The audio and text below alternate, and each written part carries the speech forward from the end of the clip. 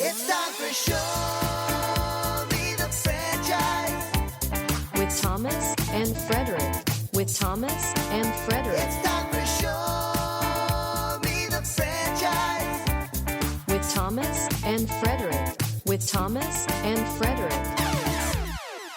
Welcome to Show Me the Franchise, the podcast that talks about franchises of all shapes, sizes, backgrounds, genres, and types. I'm one of your hosts, Tom Stadler, here as usual with the brewmaster, the beer baron of the podcast, Mr. Fred Dakin. You said brewmaster. I was like, it's not Baron, though. And then you said the Baron. I was like, I'm happy now. I give you two titles. I like that. Yeah, I mean, hey, man, you look like somebody who knows his way around a brewery. I know where the tap is. That's about it. I am also the person who goes on a brewery tour, and I'm like, yeah, we're looking at the vats. Cool. So we're gonna go back to the tasting room. Is it? But I have a good time. Sure do. I mean, brewery tours are fun. We'll talk a little bit about those today because a couple of the places we'll be talking about have their own brewery tours. I like it when they have a really funny tour guide doing bits. Yeah. There's definitely been some people who, no, I don't think anybody who's been on the podcast, but people in the Milwaukee area that we know who have been tour guides. Definitely a lot of like improv folk. Yeah, it's true. I was commenting though that you look like somebody because you're wearing a ham shirt. Oh yeah. My hams, I ran a 5K. I'm just going to say it anytime I can. And I got this shirt. It was a beer run, and it was in the design of a hams. And we'll take a picture at the end so everyone can see it. But yeah, I had to have it. Yeah, it's a slick looking shirt. I like it a lot. And I got my old Milwaukee hat, which our guest and I had to do a little dive before the podcast to discover what brand this was under, what flagship it was under. And we have a wonderful guest here this week, Fred, returning to the podcast from the Milwaukee Record, Mr. Tyler Maas. Welcome back, Tyler. What's up? In the words of a domestic beer ad from the 90s. What's up? Not a Milwaukee one, but still. That's okay. I had a few thoughts. I've never actually had to wait back like they do in a lot of shows, and it's very hard not to chime in. I was like, I have something here. What were you going to chime in? I have were, you're not the person that feels that way on brewery tours. I think that's everyone. Is just like, oh, we like the idea of a brewery tour, but I don't want to actually like. I've learned enough. I want to like lose a few brain cells here. Yeah, I've seen the vats. Yeah, but there always is that one person that's just like extremely interested, and they're the ones that don't like beer. They're just into the science of it. Just like, wait, what is wort again? And what is your brew capacity? Okay, and they're doing like a half barrel holds approximately 144 pints. Okay, that's a lot of production, and I'm like here like. I want another hazy rabbit, please. And then another thought I had was the improv and stand-up overlap for the guides. Oh yeah. Way back when you have the Milwaukee Brewing glass. I'm sorry, I'm doing a visual thing on a like audio medium. Yeah. But way back in the day, their old location on 2nd Street in Walker's Point, that brewery, none other than Mr. Tim Higgins was. Yes. Oh, that's actually how I met him and learned about him. I did the opposite way of everyone else, where I'm just like, hey, he's really funny. And then you see him on stuff and you're like, whoa, I guess that makes sense that he's really funny because he is a very well regarded and respected improviser. Extremely, he's been at it for like 25 years or so. Oh yeah. I'd say more even. He's among the most tenured, I think, improvisers in the city for sure. And now full circle, he makes a living by doing the brew line, like in maintenance or whatever. He'll go to bars and he'll make sure that they have no gunk in them from old beer. Yeah. And he's really merged his worlds into one great thing. And also Greg Bach, who's really funny. He was or is employed at Lakefront. Is that right? I remember like at Lakefront because I used to do the Badger Time show with him. And I think at that time he might have been working there. I could be wrong.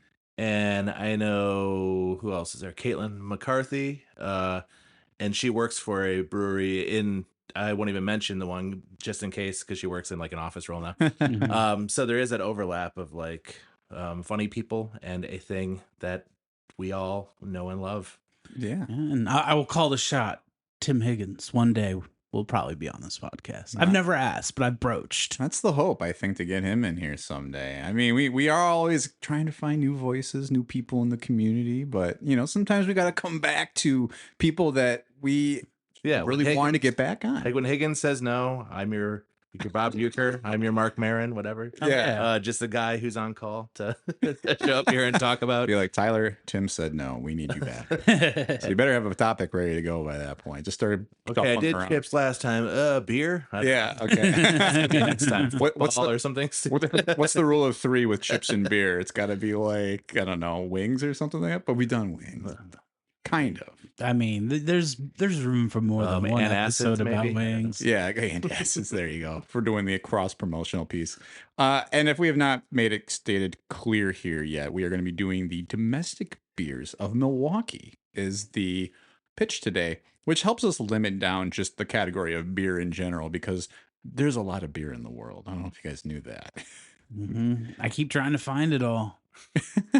But there is. Well, I shouldn't say less in the world than ever, but it's really waning. It's in a weird spot, the industry. It is. Because of a lot of different factors. I think a lot of younger people aren't wanting to drink because, I don't know, they probably don't have the money to, and also they want to be on high alert because the world's a nightmare. And, and also I think it's just like it gets in and out of fashion, and there's access to more hard seltzers and ready to drink things. Like if you just want like a margarita that's in like a ready to make can or a ready to drink, that's an option. And then like the THC stuff, which is huge now. Anytime I like go out, I just kind of clock how many people. It's like 25% people are just sticking strictly to like a THC drink. Yeah.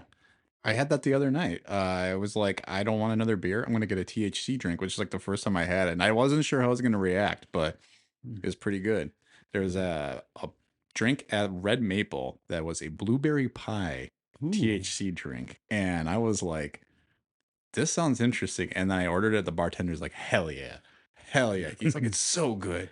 And he was telling my wife, he's like, your order is good too, but that's the best. I feel like the doom, doom, doom, doom.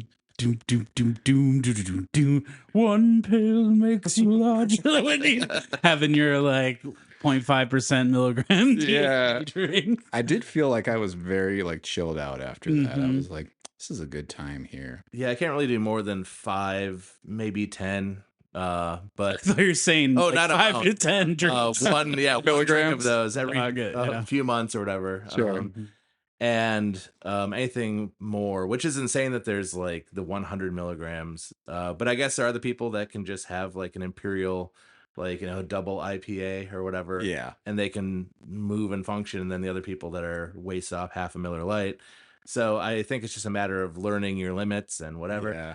But for the record, I think that's all very good that we have all these other options, and the NA sector has really grown too. Oh yeah. Oh yeah. We book I think for the past 5 years, like a non-alcoholic thing. It's like a beer fest, except for it's all exclusively NA stuff. Well, that's fun. And it's every January when everyone's either wanting to just have a little time off or whatever. But also, I feel like it's just like a rapidly growing thing. A lot of like for every microbrewery that's now shutting down, there's a new brand that's launching, like a new NA thing. Yep. And I think that might be reaching a like tipping point too, where everyone's learning what they like, and you can't just say like, hey, this exists, and then expect everyone to gobble it up. If it's not good, or if it's not marketed well, or whatever, or both, it won't last. But yeah, long story short, I think it's really good that there's all these options. I'm not the guy being like, hey, millennials, eat at Applebee's or whatever. All pissed about that. Hey, millennials aren't doing this enough, or like Gen X isn't drinking enough. Yeah. Well, maybe they don't want to drink. Maybe the world we're leaving them is not.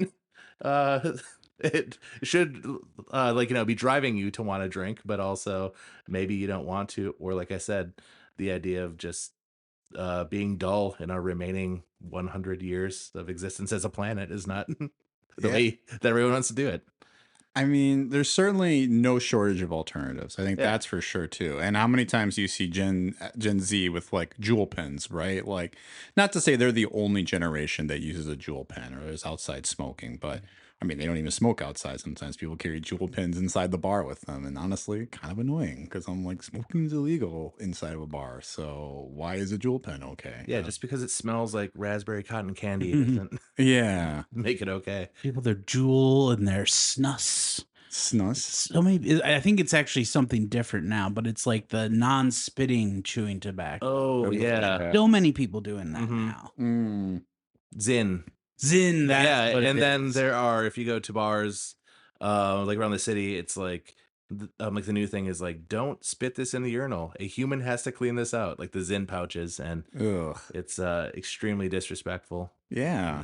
These Utes. I know. Damn Zoomers. I mean, it's just we're gonna be the boomer generation to them. I feel like though they're just gonna hold everything against us for no reason. But I don't know. We all have reasons to hate on everybody. But it's a very valid point to be talking about some of this because that has kind of led to the shift in what has happened to a lot of the breweries we're gonna be talking about today. Because basically I kind of narrowed it down to some bigger brands to really keep us at least on some sort of a track here. And the brands are Miller, of course, Schlitz, Pabst, and then I also added Blatz. Hey. And I'll have a good story about Blatz, a personal story. I kind of teased that, and I'll share that shortly because we'll talk about it as we get into like some of the history and all that. But where I wanted to kind of start, at least just surrounding these domestic beers, which I think have been so institutional. They're like kind of like not recession proof, but they are. I mean, they have survived now for over 100 years, right? Like each of these brands, and to the point where they're like, well, we have to at least make these, and Miller's making a lot of them now. But it's like it's the idea that these brands have like persevered over time. And I guess what's some of your first experiences with having, I mean, maybe beer in general? I have the meme in my head of what's his name? Is it Damascus? Who was on Iron Chef, and he like reveals like the secret ingredient is beer. Oh yeah. It's just, I feel like I'm just totally. I've seen like the meme video of where it's like when I show my friends what I brought for the cookout. Yeah. And it's just like him doing like the very intense like hands out over the beer. And he's like beer or Dacascus, that's his name. Yeah, I was like, I don't know if that's the right name, but I don't know the right one to tell you. I think it's Mark Dacascus. The John Wick guy. Yeah, he's in John Wick Part 3. Bad guy. Tyler's just nodding like I'll sure. explain to me my saw too. The Nathan For You one where he's like, and here's what you get. Nothing on the boat, remember? Okay, now we've all explained a meme. Yeah. Yeah. This is so good for an audio medium that we're explaining visual memes. But yeah, I guess what is some of your first experiences with just like beer, and like when did you really start getting into like domestics? Was it right away, or did you kind of like, yeah, I like something a little lighter? For me, I guess it was like as a I spent the majority of my life and my upbringing in northeast Wisconsin. So that's like within like Wisconsin, it's like a nesting doll of like alcoholism and whatever, where it's just like, okay, you're up north, you're in Wisconsin, and it's usually cold all the time. And so it was just like always around my family, like, you know, both of my extended families. So it would be a thing where like I think I like had sips of beer when I was like a little kid, just like, hey, let's see what he does. Let's give him some ham. Let's give him like, you know, if you're at like the family Christmas on like my mom's side, and like I think my grandpa had like High Life in a keg. Oh and my whatever. God. When they wanted to get healthy, like later in their lives, they switched from hams to light, like to Miller Lite. So that was their big thing. So I look at that with like sort of a in retrospect, like, that was a little messed up, but it's also very of its age, like, you know, mid to late 80s, in like Wisconsin, USA, just like the rite of passage or whatever. But then I never really drank after I like was aware of things and older than like 6. I'm just like, I think I waited until I was maybe 20 before I drank, and then at that point it was like I would I'm sort of going all around the world here, but I think it was just always there. If you go to like a house party in school, which I know off mic we kind of spoke about it, and I'm sure we'll be getting into a little bit more, but like it was always like the default local-ish beer that was the least expensive for a half barrel, and you Yeah. would get into some like house party. And for us, it was like usually Beast Light, Milwaukee's Best Light, or yeah, Beast Ice. That would be a selling point. Or for very special occasions, it would be the like they got Pabst or they got High Life or something like that, and that would be a Yeah. selling point. So yeah, that's about my history. But for me buying it, I think it was like the era of Liney's being kind of this exotic thing. Oh yeah. So Liney's, the Honey Vice, and also Sparks. I'm like aging myself like 40. So that was the era where like the original recipe Sparks before the FDA, Yeah. then a functioning form of our government, was saying, hey, don't do that. You will die if you drink a lot of this. And what was the other one that was even worse? Four Loko. Yeah, Four Loco, Juice, Juice was JOOFE, a bunch of things of that ilk that were just like very poorly regulated for the time. And then you kind of lean back to the old familiar things here and there. That's why I think it is this like recession proof, because they're inexpensive. Like you can get a 30-pack of like Pabst or High Life, or especially Hams or Natural Light or whatever, for relatively cheap, even in weird like economic times. You know what you're getting too. Yeah. Not like there's really no worse feeling when it comes to buying something. If you're like, hey, this label and this brewery and whatever, it all makes sense. I think I'm gonna like this. Like you read the description with like, citra hops and a note of mango and whatever, and then you have it, you're like, nope. And Yeah. it cost me $16 for 4 of these, and I don't like it. I'm gonna spitefully drink the rest of it. I just had that the other day. We bought some like cucumber lime flavored beer. I can't remember who the brand was that made it, but that's like a flavor that my wife loves a lot. So I was like, hey, I bought you like some beer. We both tried it and we were like, boy, I don't know that I want another one of these. Like that is, and then yeah, it is expensive. Where you're right, like for like Coors Light or like PBR or anything else, it's like you know what you're getting as soon as you buy that. You're like, well, I need a beer. This is what's going to be good, right? And regardless of who's at your house, if you have somebody visiting who's a little more selective, they might not want the like imperial stout, the walnut stout or whatever from Ray's Grain. Yeah. So it is really good just for the house or whatever, just to have something relatively inviting around. And I don't know, like when I buy, I'm just like, I want something that I know will be like an anytime beer. I want something new or exotic, or something that I'm specifically wanting this right now. I'm really in the mood for a stout or something like that. So Sure. I'm going to buy this, but I'm also going to supplement it with some High Life or some Hams or Pabst Light or something like that. Like whatever's on sale or like something Mexican, like a Modelo. yeah, Modelo has been something I've been going to a lot, and We've been on a big Modelo train recently, I feel like. Yeah, and I know it's I think it's a Puerto Rican, but Medalla is also good. Tonia, it's a Nicaraguan beer. It's a little harder to find, but if you're at Woodman's or something, that's good. It's a good place to go. Yeah. And I've steamrolled both of you answering your initial question. So. You were the guest. You get to talk.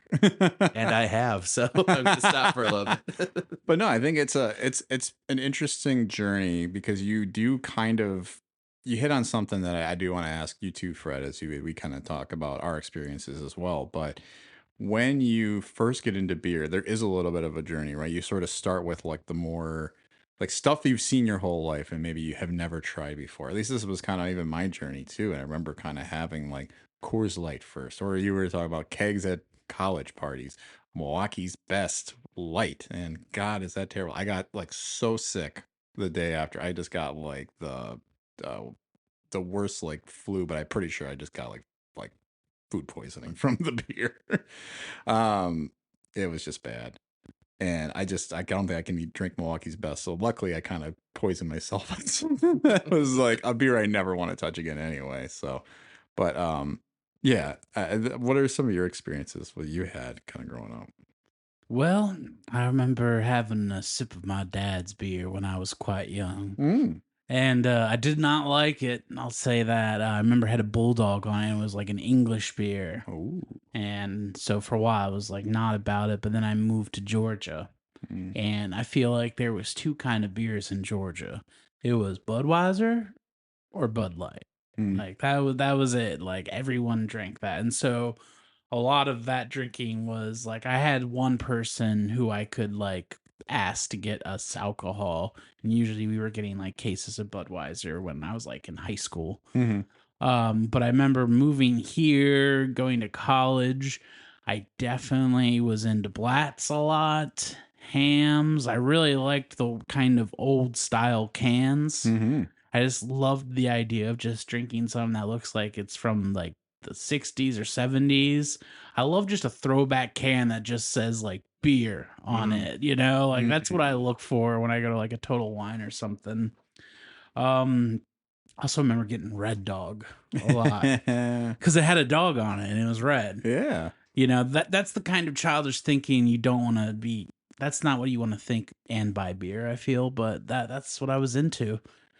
Nowadays, I'm not a craft beer person. I really just enjoy a crisp light or like a high life. But generally I buy light beer. When I go to bars around here though, I do go for the hams on tap if they have it, because a lot more places I feel have that now. Mm. And it's usually like $3. It's just so interesting that it is still so cheap, but and it's everywhere. And we'll kind of talk about it too, but Ham's kind of a Milwaukee brand now, even if it wasn't originally there. Mm-hmm. I mean, The for hams as well. I mean, I feel like I'm also that way where I look for like the new thing, or not the new thing, the like a new to me thing, or a thing that just has the worst label, or like an old school thing, and like the money they're not spending on advertising and updating their logo is like reflected in the savings. Like when I was in school, you could buy like I think a 30 pack of hams for like $8. Oh my God. And now it might be 14 or 15, so not that bad still, but that and like Schmidt, that's like I think Minnesota beer, and grain belts and things of that Grain or Belt I've that beer, seen. Boxer, anything from the Minhas Brewing, I some of was the gonna worst say beers of all. Minhas I used to remember getting because they were like $9 or 30 rack, but they were only like 4% alcohol. Yeah, Mountain Creek, Mountain Crest. They had to even switch their name to get away from litigation or something.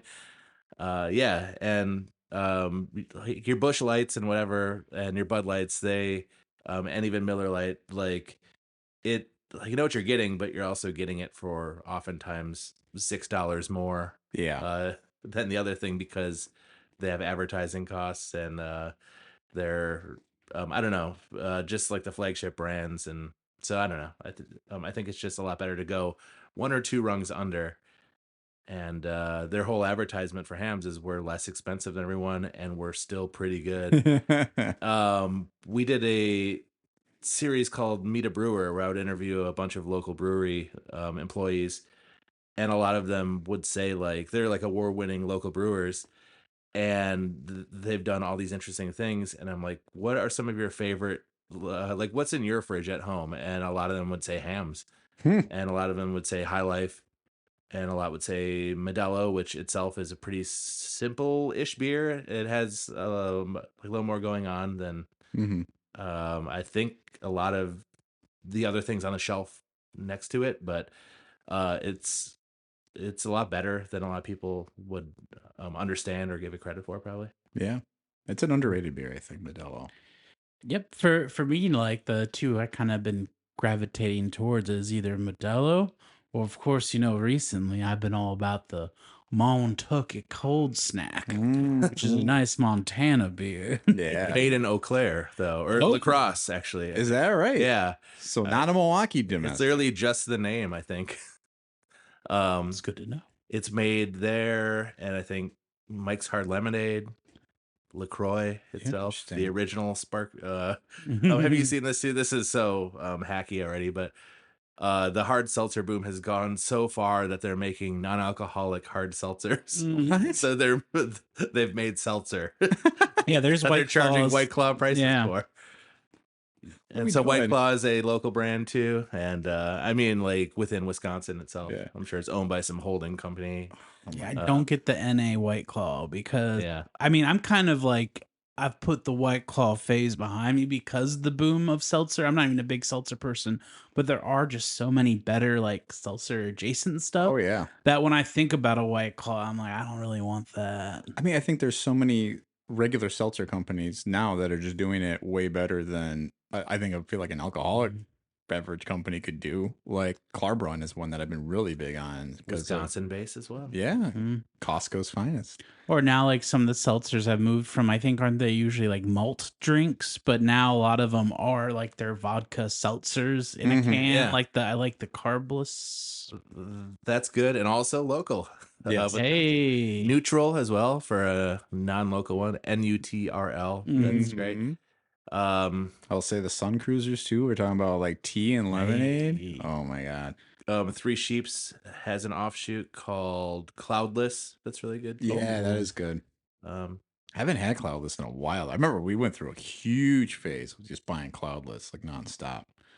But yeah, there's so many. It's just yeah. because I don't know if it's happening now. I feel like it went from like the seltzer boom, and then it like there's like kind of like a tea thing going, and I don't that feels like it's a little over. But there's like the Surfside, the Sun Cruisers, Mhm. like that. I'm seeing a lot more of.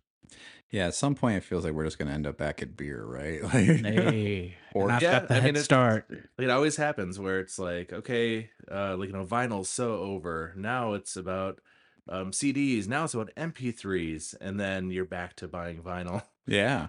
But yeah, I mean, everything, every industry, every sound, every fashion seems to be cyclical. Oh, And, yeah. For sure. I mean, we have canned cocktails too, which I think was kind of the vodka seltzer type thing. yeah, they're called the RTDs, ready to drink, Yeah. in the industry. Oh, Like RTDs. Cut Waters. Yeah, which are like they're way too high in alcohol. It's Yeah, my I- favorite thing to do at the Interchange Theater is seeing like a new person get because they have the Mai Tai there and it's like 12% alcohol. Yeah. And like now I think like because I'll do a bar shift here and there, we usually like to let people know like, hey, just so you know, this packs a little bit of a punch. But there was a while where like people were getting it, and I'd always like kind of.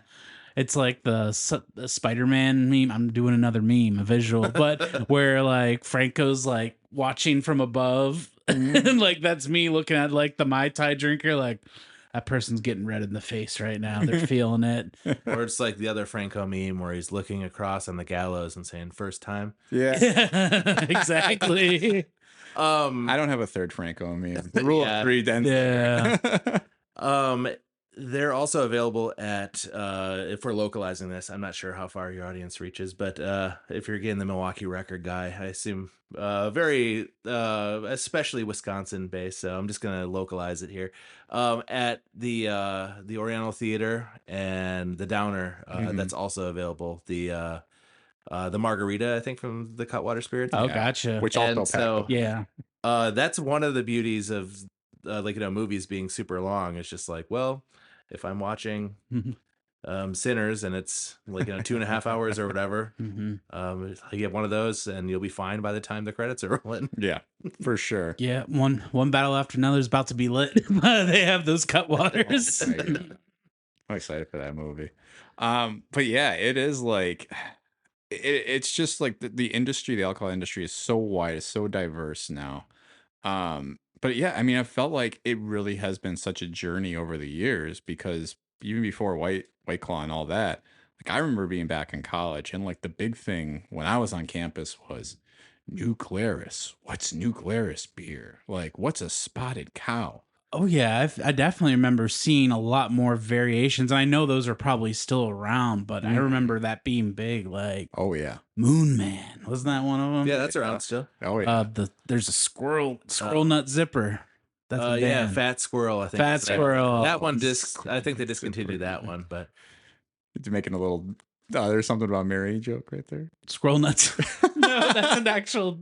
yeah, like that's one of those like a swing swing bands. Oh, Man, well, that was I just heard nut zipper and I'm like thinking Ben Stiller. Ben Stiller's the squirrel in the situation. Yeah, I guess he can't look how squirrely qualities to him. I don't know. He's a short king.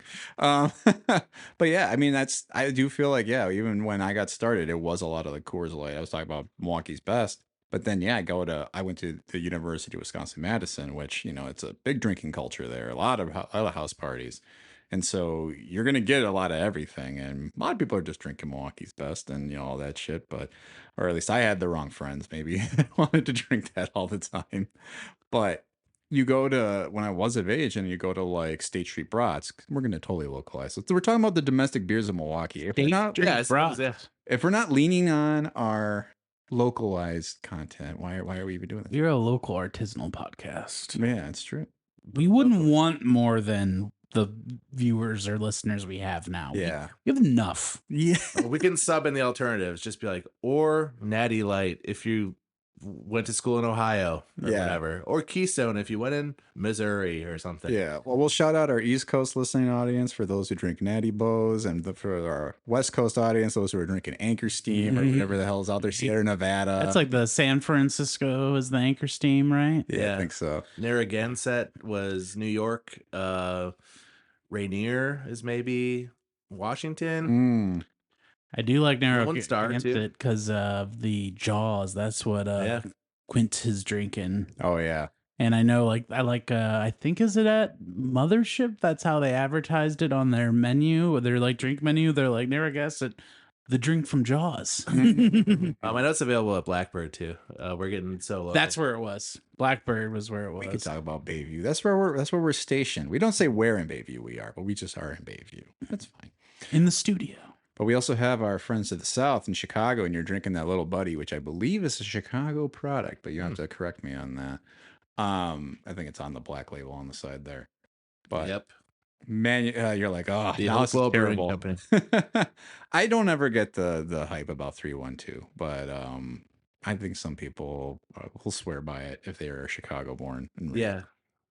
And that's the whole thing too, which might lead us into our next area of the acquisitions. When you're acquired or once you reach a certain level, I feel like the overall charm and the quality goes down because either you are literally using worse ingredients because you have to get out more product and you have the growing distributor demands, or the expectations of we need to have your beer available. Your Chicago Darling beer has to be available in Reno, Nevada or something like that because we promised someone. So maybe the yeast or the malt or whatever will be worse, the hops. Those are the three ingredients, right? I never actually paid attention in the brewery tours. So. Yeah, I'm usually zoning out during the informational part. You get the one nerd who knows it. It's like it's hops, it's barley, it's yeast, and then they're moving on. But yeah, with the acquisitions as well, like I feel like everyone, it's like an arms race to gobble up different breweries, and so it's like we really like Founders, so we're gonna buy this, and then either just run it into the ground. So we can make way for the other similar thing that we already have in our brewing catalog or whatever, or just, I don't know, it just becomes a thing where you're exposed to way too much and it's like analysis paralysis, or you can't really try everything that you want.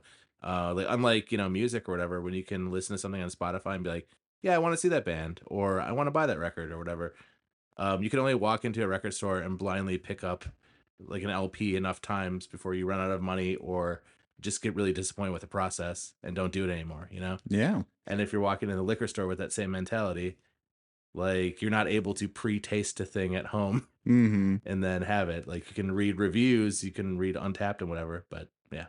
I do think that is what's a benefit of a place like Pilot Project that got also a Chicago-based place that came up to Milwaukee, where you do get to try a little bit of different beers and they rotate it throughout the year from like kind of all over, and you do get a little local flavor to kind of decide, okay, do I like this beer or that beer? Because like I'm generally a craft person, but I'm not an IPA guy too, and it feels like everybody makes an IPA, and I'm like, how about a lager? How about just a golden ale or something like that? Like I just want something light, and then I realize, do I just want a Coors Light? And this is what I've been talking about for a long time. They are bouncing back though. I feel like the lagers and like all that stuff are more available. And also, I think a reason for that is it's extremely easy to make an IPA, and it can be made in a fraction of the amount of time like a lager or like a porter or whatever Mhm. is able to take. And also, you can taste the imperfections when there's less there. You know when something's wrong, opposed to if you mash a bunch of hops into something Yeah. and you put some some artificial mango in it or whatever, you're just like, yeah, I guess that tastes like a lot of stuff is happening. But if it's just like a pilsner or something like that and it's bad, Yeah. then everyone knows because there's not much to hide behind. Like the more you can see through your beer, the less there is in it, and um, I think there's a lot more risk with that too. Yeah. And it's I mean, there is, but I don't know. Sometimes I'm like, if somebody does a really good one, like Loop Station from Eagle Park is like a beer that I would still love. And that's like the one light beer I could get my dad to drink.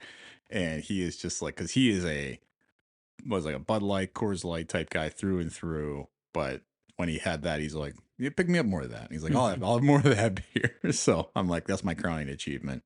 But yeah, I mean, we talked about it too. A lot of breweries that were popping up in Milwaukee are now shrinking because there was like a lot of like business benefits where they kind of got all this like easy ways to start up. And now it's like sort of like, well, now the money's coming due and a lot of them couldn't stay open. So now it's shrinking. But once upon a time, we experienced similar things too, where there was a beer boom in Milwaukee. Take everybody back here to 1840, which was when Milwaukee's first brewery was opened by Welsh settlers, aptly named Milwaukee Brewery. After a similar independent brewery was opened by a German immigrant, it was renamed Lake Brewery, although some accounts refer to the brewery as Owens Brewery after the primary owner's name. So, some lost in time information there. And you kind of see as time goes on, or as we kind of go through a few notes that I have here, there's a lot of hearsay is what I will kind of say. Because some things don't completely track, but they're like, well, it was called this at this time. And then so-and-so named it this, but then it got changed to that. And especially gets murky in the late 90s when it seemed like everybody was selling off because even these big distributors and brewers had hard times and they were like, people aren't buying as much. So, just to go through a few kind of base notes here, is between 1840 and 1860, 35 breweries were established in the Milwaukee area. A lot of the brewers had, and I'm talking about the original brewmasters, or the brewers of the beer, not the Milwaukee Brewers of the team fame, which I am repping on my t-shirt here. Yeah, they weren't around until 1970. That's true. Yeah. Although, and this is one of my favorite facts because we discussed this while we were at the Baltimore Orioles game, there was a Milwaukee Brewers team once upon a time in Milwaukee, like early 1900s, that became the Baltimore Orioles that we know today. You're welcome. You're welcome. Weren't the St. Oh, Louis yeah. Browns eventually the Baltimore Orioles too? Like they moved around, so the Brewers became this other thing. Yeah. Which became the St. Louis Browns. It's like the Atlanta Braves. They were like the Boston Braves, and then they were the Milwaukee Braves, and then they became the Atlanta Braves, and they took all of our championships with them, even though I think the city still has something to say about that. But that's okay. I like the Brewers, who are, of course, named for the city's fame as being beer capital of the world at one time. Yeah, I love that. It's the one, or there might be other teams. Maybe, I don't know, it works out that the city of like Pittsburgh is known for the piracy Mhm. of, well, I think there was a backstory where they took a player or something, so that's why they became the Pirates. But yeah, I just love that our team's like an occupation. Yeah. Like there used to be people that made a lot of beer here or whatever. So Well, I mean, that is a lot of the team names in the state. If you go to Green Bay, it's the Meat Packers, right? From the Acme Packing Company. You had the Badgers, which are not referring to the animal necessarily, but the miners, right? That used to be in the state. My Golden Eagles and Bucks don't fit, though. They were just, well, and the Golden Eagles, we don't have to get down there. Because they were something else before. No, just kidding. Yeah. Something similar to Braves, yes. But anyway, back to brewing. I'm sorry. Yes, brewing. We're talking about beer. Beer! I'm just going to keep doing it. Oh, I liked it. Do it again. beer. Hey, I like it. It's just the extra amount of like juice he puts on the word beer. That's He what I put some like. spit on the ball. I like it. He does. Yeah. DeCascus, when he's throwing a fastball, he throws it well. Tie it back to baseball. Yeah, Brewers. Many of those who ran operations brought their knowledge from Germany, where they learned the industrialized brewing process. But due to the turmoil wrought by the revolution taking place in Germany, several beer giants, also known as beer barons, emigrated to the United States. Chief among them were Jacob Best, who inevitably gave birth to Pabst Brewery, Valentin Blatz, who Blatz Brewing, Franz Falk, which was Franz Falk Brewing, eventually became a part of Pabst, and then August Krug of the Schlitz Brewery. So, didn't mention Miller in there, but there is some genesis through a couple of those guys as to how Miller came to be. We were talking about Chicago, and actually it was because of the Great Chicago Fire of 1871. Pretty much decimated Chicago's brewing industry. So when they kind of were out of commission, a lot of people leaned on Milwaukee as sort of this like backup to be the big brewing industry. And by 1885, the city consolidated down to pretty much 9 key breweries. We had Best Brewery, Blatz, Cream City, Falk, Gettleman, Young and Borchard, Miller, Oberman, and Schlitz. A couple in there you guys probably don't recognize anymore, right? Or do you? I don't. I have a few Obermans in my fridge right now. Do you really? No, that's a real one. Gettleman. It's been a few months since I've had one of those. Yeah, there's a few I don't know. Yeah. I mean, all of these places inevitably got acquired by one or brewery or the other until it just ultimately is like, it's weird that it all is kind of like Anheuser-Busch or Miller nowadays, not to jump all the way ahead, but right? It's like you will say, oh yeah, Pabst, but technically it's like Miller is the like distributor for them. And even now, it's actually not even Miller. It's Molson Coors, Well, true, yeah. Which a subsidiary of Molson Coors. So yeah. Which is it's pretty crazy. it's just everything. I mean, if you look at the back of a shampoo bottle, Unilever, and then all the brands that are there, and just like Jersey Mike's is acquired by a thing that owns Raytheon or something. You know? Yeah. A lot of things are under the umbrella of like a dozen things, really. Yeah, I mean it's like Disney, right? It's like they have like certain Fox Studio productions now. It's like they have like Muppets, they have Disney or ESPN. It's just like all these weird subsidiaries. But yes, I mean it's the beer industry was kind of the same way, in that regard, Just a couple things I wanted to call out because, like, among the earliest ones in Milwaukee was the Pabst Brewing Company, as we talked about. Even though Pabst is not made here anymore, it was a flagship of Milwaukee. Is this the one that made Milwaukee famous, Pabst? I'm not sure. I think that might be Schlitz, but I really don't know. I think the beverage beer made Milwaukee famous. Relating to that song, isn't that like who's that horrible old musician? There's a lot of Yeah, no. Who's that one horn? The piano guy, Jerry Lee Lewis or whatever. Didn't he have a song? What made Milwaukee famous has made a fool out of me. Oh, I don't know that one. That guy that married a 13-year-old. Yeah, I mean, I know that about it. Yeah. Great Balls of Fire. That guy. Yeah. The beer that made Milwaukee famous, Schlitz. You're correct. All right.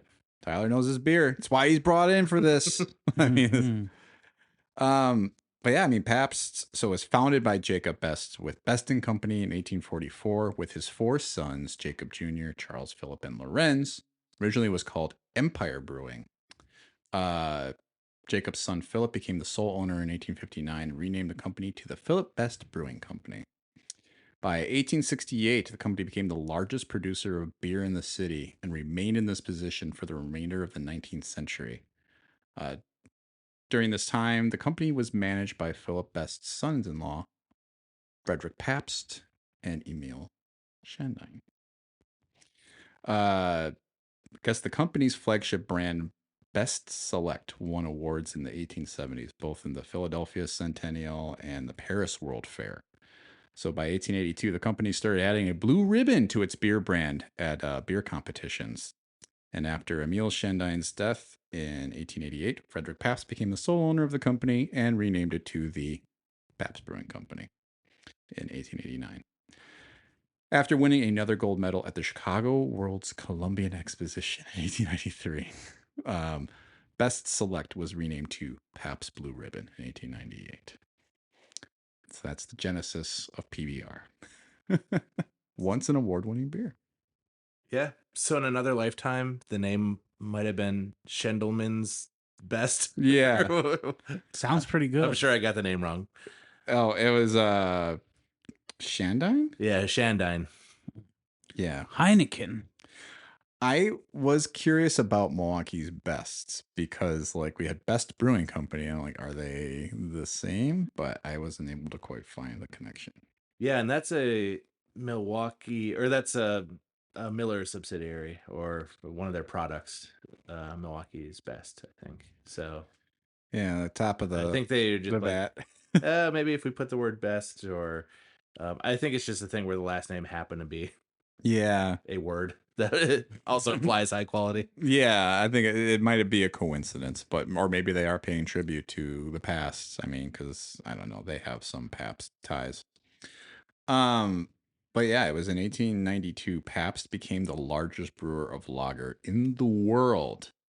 But then later on, Pabst's entire beer production was contracted out to the Stroh Brewery Company. And I guess That's based in Michigan, right? I believe so. think so. I'm sorry, I'm making you open up all these new tabs. Oh, that's okay. And working off my phone is really the best way to do this, I've always found. It says, which utilized excess capacity at the former flagship brewery of Heilman Brewing Company in La Crosse. But doesn't say that's where Stroh was. I'll just double check there real quick. Stroh is in. Why doesn't it give me anything here? Oh yeah, Detroit, Michigan. There you go. Oh, okay. Good call. So, but then by 2001, production was contracted to the Miller Brewing Company, and then what remained of the Pabst Company operated out of San Antonio, which is where it is today. What are you guys' thoughts on PBR, Pabst in general? I'll go. I think it's fine. It's not my favorite. It's one that I remember like being younger and like my stepdad having in the fridge, and I remember having like a distinct memory coming back from like a hot workout gardening or something and kind of snagging one of those, and it just hitting like the best. And I've like kind of been chasing that whenever I have it, but honestly, if I'm gonna be truthful to both of you, and I should, I feel if I'm getting a PBR, it was back in the day, probably at Landmark, and I'm getting a PBR that comes with a shot of some sort and rarely a cigarette. I feel like for $5 or $6, you could get like a PBR, a tall boy, a shot of something shitty, and a loose cigarette. Yeah, the Nomad had that for a while too. Yeah. Yeah. What do they call that? Isn't there like a name for that type of combo? Like it's like a bomb or something like that, or I think some places it's like the blank handshake, like the Chicago handshake is Yeah. like an old style and a shot of something. Mhm. But yeah, beer and shot specials. I don't know. Like Mothership does hams and Campari, which is kind of nice, Yeah. you know, because it's not like Campari's pretty low in alcohol, but it's just kind of a nice palate cleanser. Yeah,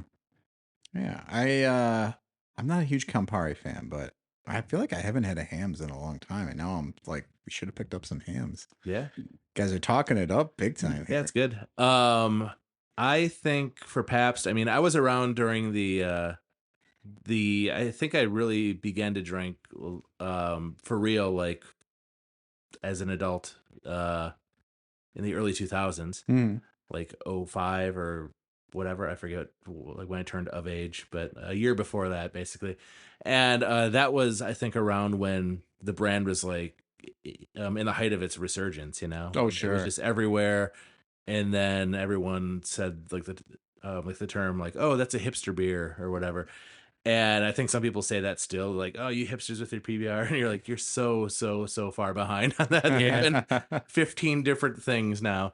But yeah, it was less expensive. And there were a lot of the beer and shot sort of deals at places. And Mhm. they had in the bottle caps, they would have like the playing cards or whatever too. And there'd be bars that would be like, that's if you right. get blackjack, you get a free drink or a free pizza or whatever it was. So I think it was just a lot of things happening at once. Like it was like sort of cool while also inexpensive, like the rare thing where the hip thing is also really cheap. Now it's about as expensive as a lot of like the actual good beers. And yeah, I think I look at it longingly. I will have it still if it's offered me, but I will never Yeah. like order one at a bar. I'm just like, oh, this person has it at their house. I think I'll have that one over this other thing. But I would rather have like a High Life or Hams or almost any other thing that we're speaking about is Schlitz, whatever. Sure. Mm-hmm. Yeah. No, I mean, I do remember that though in like 2006 because that's when I graduated from high school. Not to out myself as an underage drinker, but I think we've all kind of said we did that at some point here. I think I outed myself as a child drinker. Well, that was just a sip Me of my too. dad's beer. Yeah, but- same. I mean, who hasn't done that? It's just what you do as a kid. Even if you don't, they're not giving it to you. You might take a sip. But I remember my buddy had his graduation party. I think his brother picked up like a 12 rack of PBR. And I remember having like one. They're like, you guys gonna have one because you're just graduated. And we are like, okay. And I remember like, I said, ooh, PBR, this is good. This is what a good beer is right here.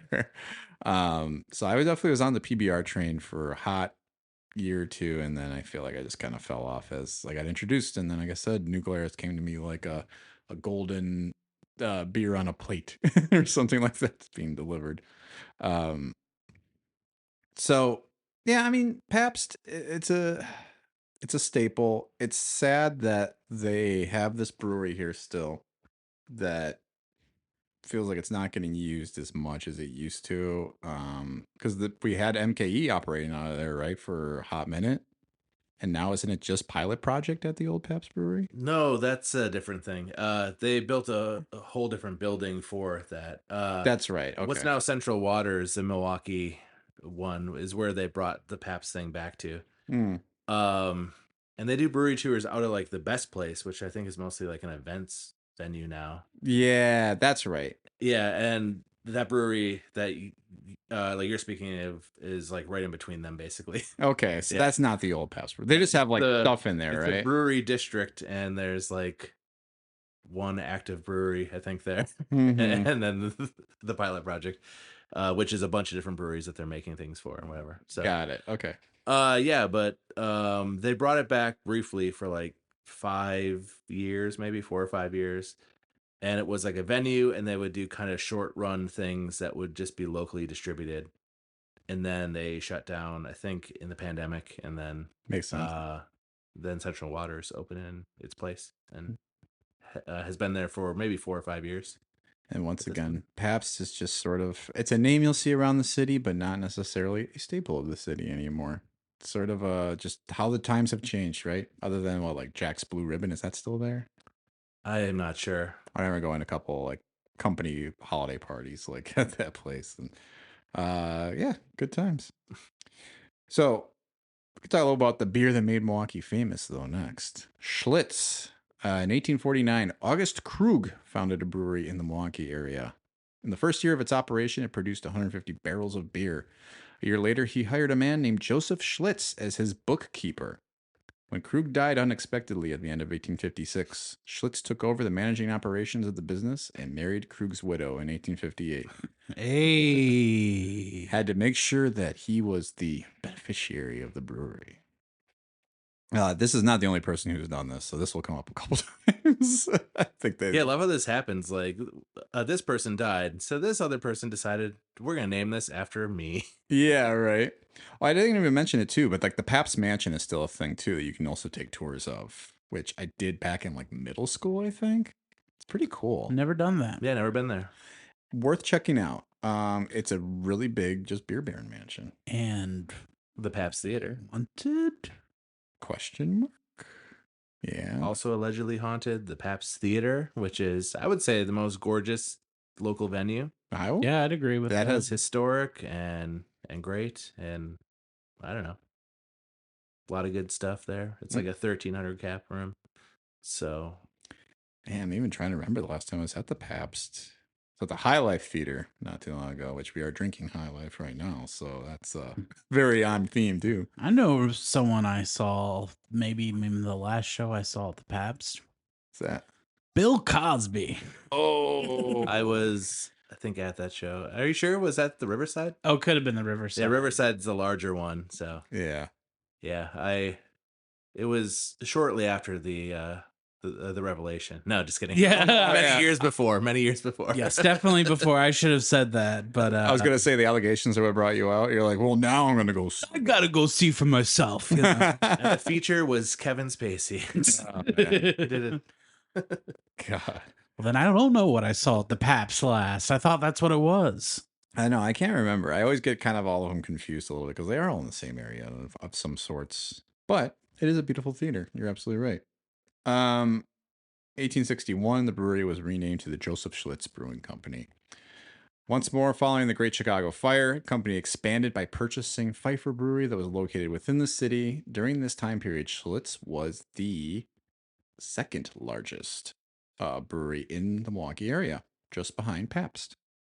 In 1875, while traveling to Germany, I had to tell this story because this is fucking crazy. Schlitz was on a boat that sank, and he was presumed dead. So Schlitz's nephews took over the operations thereafter. Their surname, the Elines. So everything that, I mean, and that means nothing to anybody who's from outside of Wisconsin, but like Eline, you can't get away from here, or Yeah. Eline. Is that like the performance center is E-Line? Mhm. Okay, see, I know. I'm local as hell. I mean, there's like, yeah, they got all sorts of stuff, but they're mostly known for Uline, the packaging company. That and literally buying elections. Yeah, you know, there's that. U-Line and E-Line are Worst people. the same? Same thing. Okay, I did not know that. I think they have. There's like a sibling to like the E-Lines that own the U-Line that are a little more progressive, I want to say. I was reading something about this, but it's a dynamic. It's a thing. There's also a Bradley split too, where some literally built the Bradley Center and they gave it to the city to operate, so the Bucks would be a team, and then the other ones are like they're donating to Project 2025. Oh, great. So they're the good halves of the family and the not so good ones. So. Hey, what family isn't like that? You know what I'm saying? Yeah, my mom's side builds arenas. My dad's. My dad's side, no, they're trying to actively undermine everything. 1999. Hey, we're the catching up. Yeah, the year that Will Smith dropped Millennium. Yeah. right? Or was that 2000 itself? I think it was probably right before then. Yeah. Definitely had that. I don't know why I had to add that subnote in there. Pabst Brewing Company gained control of the Schlitz brand with its acquisition of the Stroh Brewing Company. Pabst Brewing continues to produce Schlitz beer and Old Milwaukee, as we were talking about earlier. So there you go. It was in the notes. I just didn't remember reading that. So that's Schlitz. Who's had a Schlitz beer? What do you guys think of it? I've had it. I think a few weeks ago. Really? Yeah.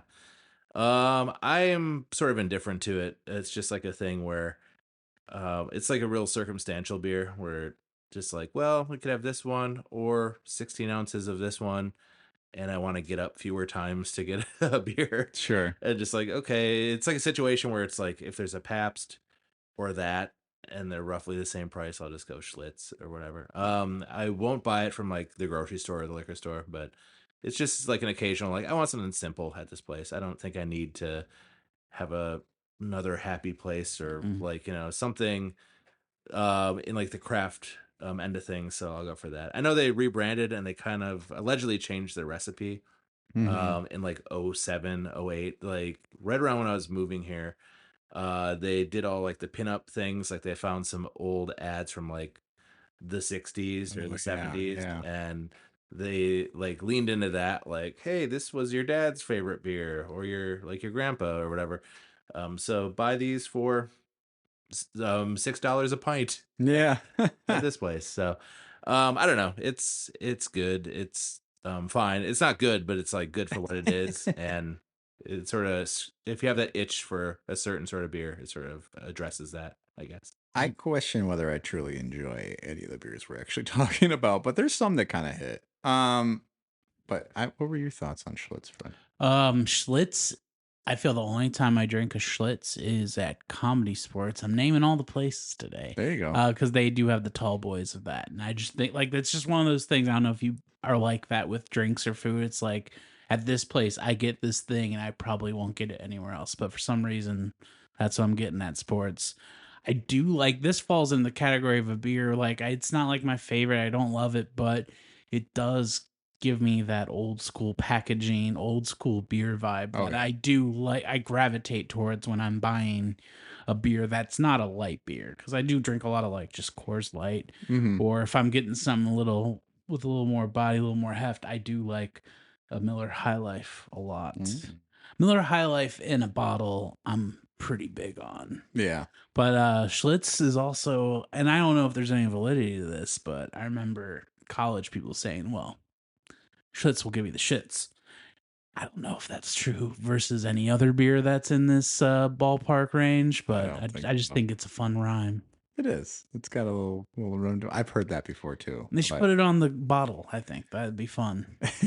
And it also, yeah, I think the rhyme was the main thing, but it also, I think all these beers, they get a bad rap because it's either a thing you've had a million of when you were like 18 at a house party, and it's the beer's fault, not the fact that you had 14 of them. Correct. And you're new to drinking and stuff, or the fact that it's just like like I feel like it could be like any beer. It's just you've had that many beers, and the reason you've had that many is because they're really cheap and very accessible, and they're Yep. everywhere.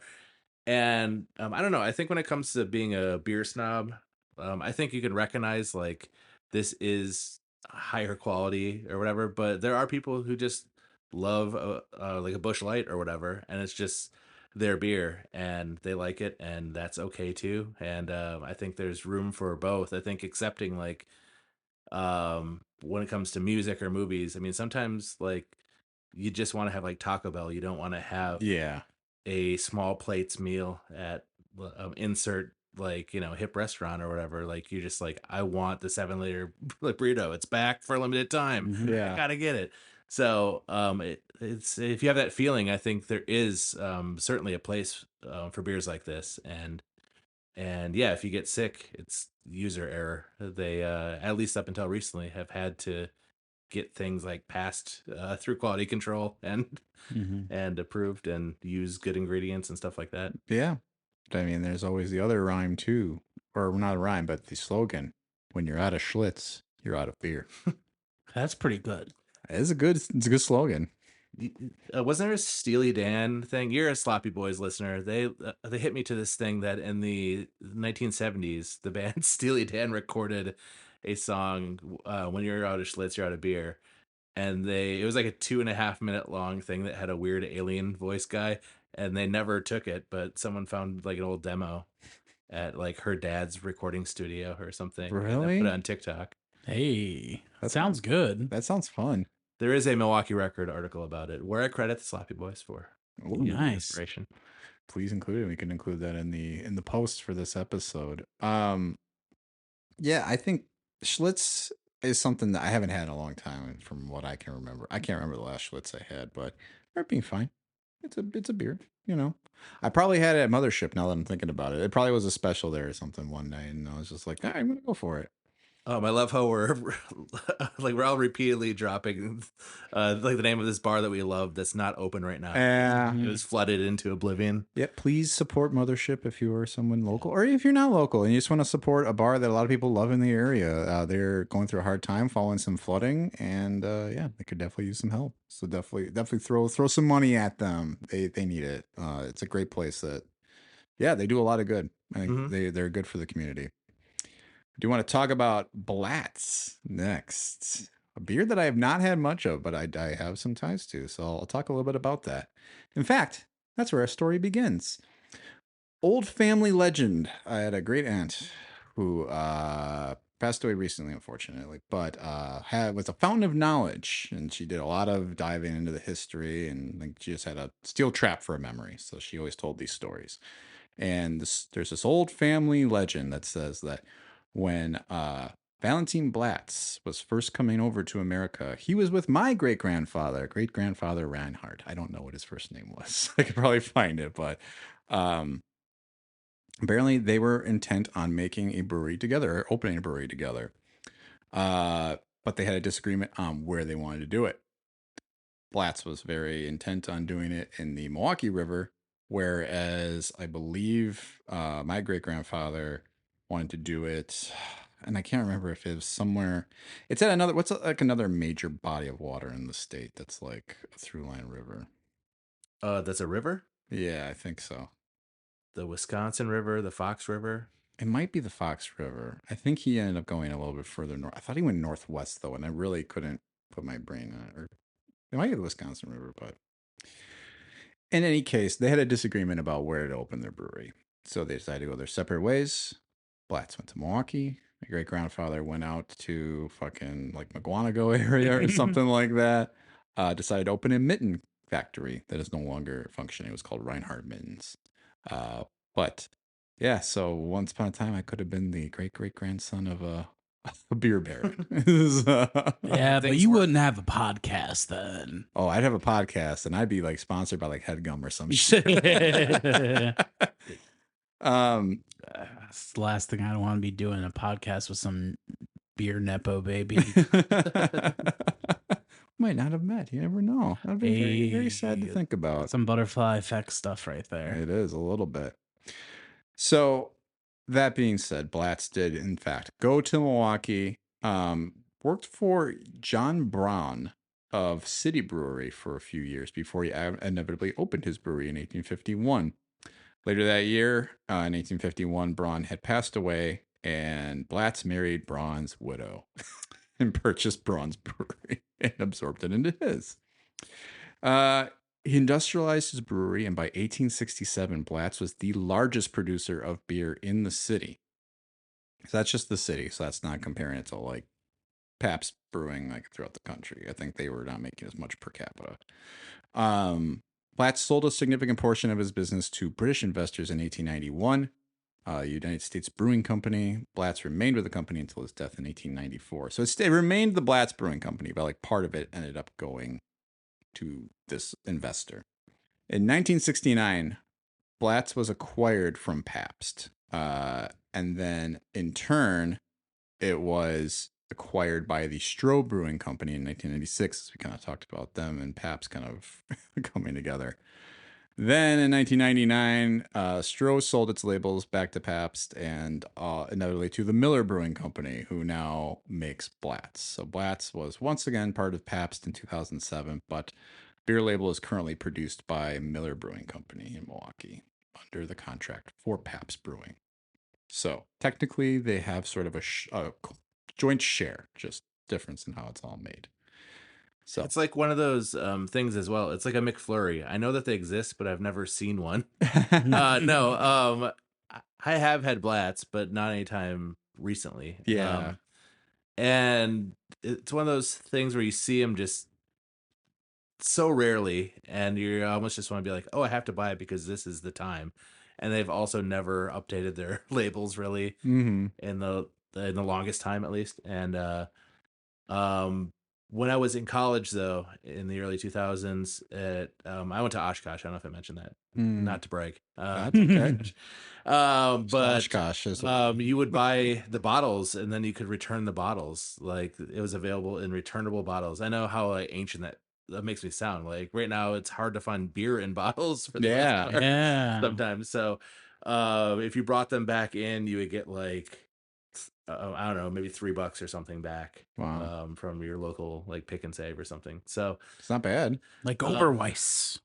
Oh yeah. The milk, which I remember my friends and I found a dumpster full of Oberweis bottles, and we took them somewhere, I forget where, and we bought a case of beer with the money. Of course. It's like the person that they had the pin and then they bought a house eventually. You keep on upgrading. And then we sold that beer to underage kids and we used that money to, or we got a kayak and then we gave the kayak to this person. Yeah. And keep going up and up and up. So Blast has never been like, for me, a thing that I've loved. It's just like, yeah, it's fine. It's just like a lot of these. I feel like it's the on The Simpsons they have the Duff where it's like Duff Dry, Duff Extra, Duff Regular, Duff Light, and it's all out of one tube. It just shoots Yeah. Yeah. I do feel like Blatz is difficult to find though. Yeah. No, that was what I thought about when we were doing this episode, was if I could like go to like a Total Wine or like, you know, a bigger liquor store and try to find it, just because I was thinking I haven't seen that probably since college, because it really for me was like, am I getting Hams or am I getting Blatz? Pretty interchangeable to me at the time. Maybe if you did a side by side you could tell the difference, but I was like, do I want the blue cans or the brown cans? It was kind of like how I was mixing it up, you know. And that's a tough decision. Yeah, you got to get it right. Yeah, so I mean, I don't have a lot more to say on Blatz unless you guys do, but I think that's it was a worthwhile history note, and just because I said personal connection, potentially. We don't have confirmation this is a real story, but it's clearly passed down from somebody in my family, so I don't know. But last of the OG breweries in Milwaukee, Miller.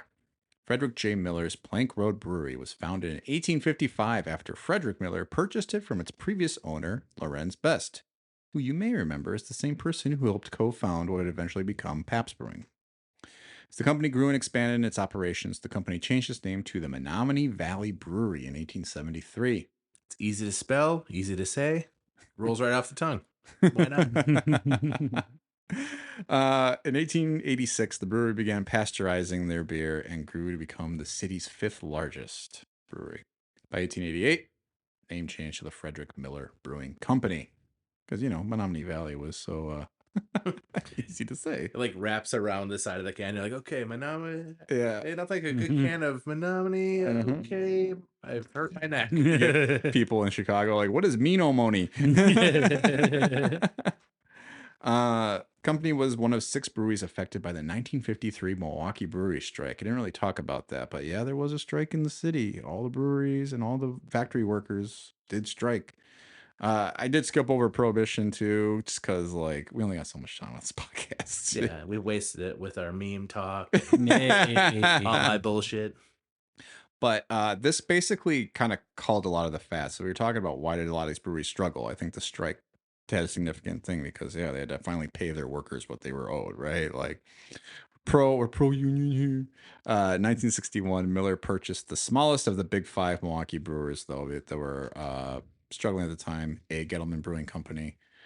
1966, W.R. Grayson Company bought Miller from Lorraine John Muhlberger, who was Frederick Miller's granddaughter. She objected to alcohol. So she was like, I don't want to run this company anymore. Somebody buy it from me. So that was actually kind of the end of like the Miller family opening or owning this place. Okay, guys, so stick with me here. So we have established that this W.R. Grayson Company bought Miller. Okay. Philip Morris, just now Altria, bought Miller from W.R. Grace, outbidding PepsiCo. This was back in 1969. In 1999, Miller acquired the Hams brand from Pabst. Had to add that in there because we might talk a little bit about Hams. 2002, South African breweries bought Miller from Philip Morris for $3.6 billion worth of stock and $2 billion in debt to form the company SAB Miller, which you guys might remember if you read that in the news at the time. I remember studying that in school, that acquisition, because it was a pretty humongous corporate acquisition. Studying beer in school? It's just mergers and acquisitions. Wisconsin ass shit. Yeah, I mean, you got to know who's got Miller. So at that time, Philip Morris did retain a 36% ownership share and 24.99% voting rights. Then July 1st, 2008, SAB Miller formed Miller Coors, a joint venture with their rival Molson Coors, to consolidate the production and distribution of its products within the United States. Each of the parent company's corporate operations and international operations remained separate and independent of the joint venture. So basically, SAB Miller was handling international, Molson Coors domestic, pretty much. October 11th, 2016, SAB Miller in the U.S., which had been purchased by Anheuser-Busch the previous year, was forced to sell its share and interest in Miller Coors, and Molson Coors made a pitch for him for $12 billion. Molson Coors gained full ownership of the Miller brand portfolio outside the U.S. and retained the rights within the U.S. Molson Coors, now your Miller brand owner. I'm sorry, I have nothing, but I'm riveted. What do you guys think about Miller?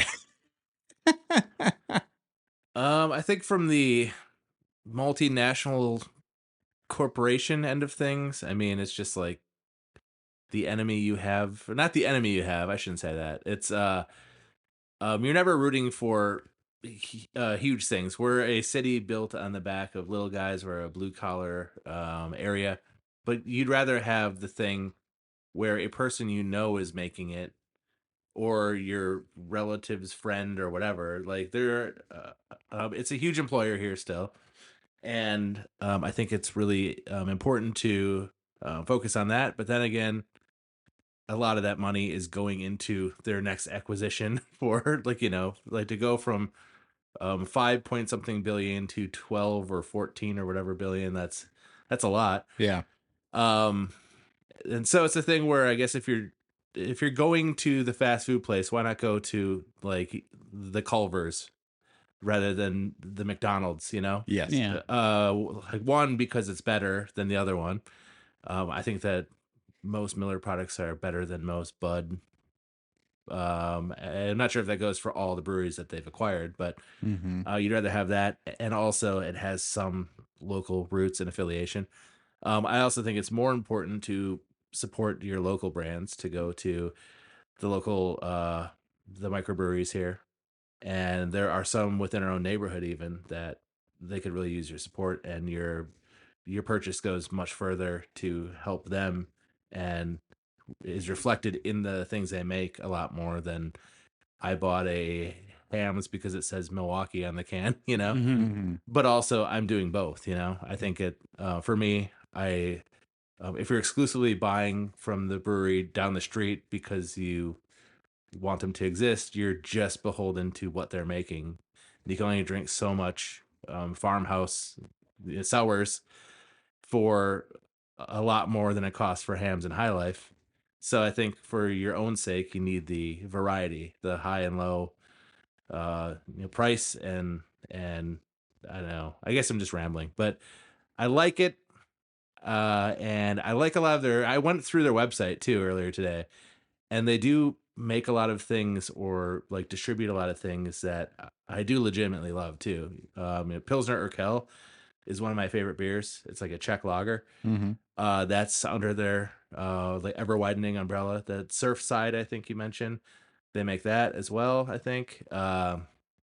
What else is there? I mean, I'm Hams, actually obviously. going to do a little bit of a game with you guys if you want to indulge yeah. me. I like it. I didn't And memorize it, so Okay, I was going to say, I know you just looked at it, so I want to test your memory a that little was bit. hours ago and 3 beers ago.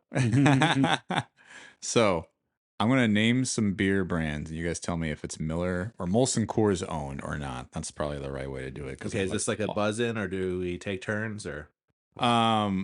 I think you both can answer, and then you just kind of, I won't necessarily keep track of score. This is sort of a mini segment within our history here. Okay. Okay. I'll give you a rather easy one because we talked about it already to start. Milwaukee's Best. Yes. I'll say no. Milwaukee's Best is a Oh, Molson I should have Coors said brand. yes.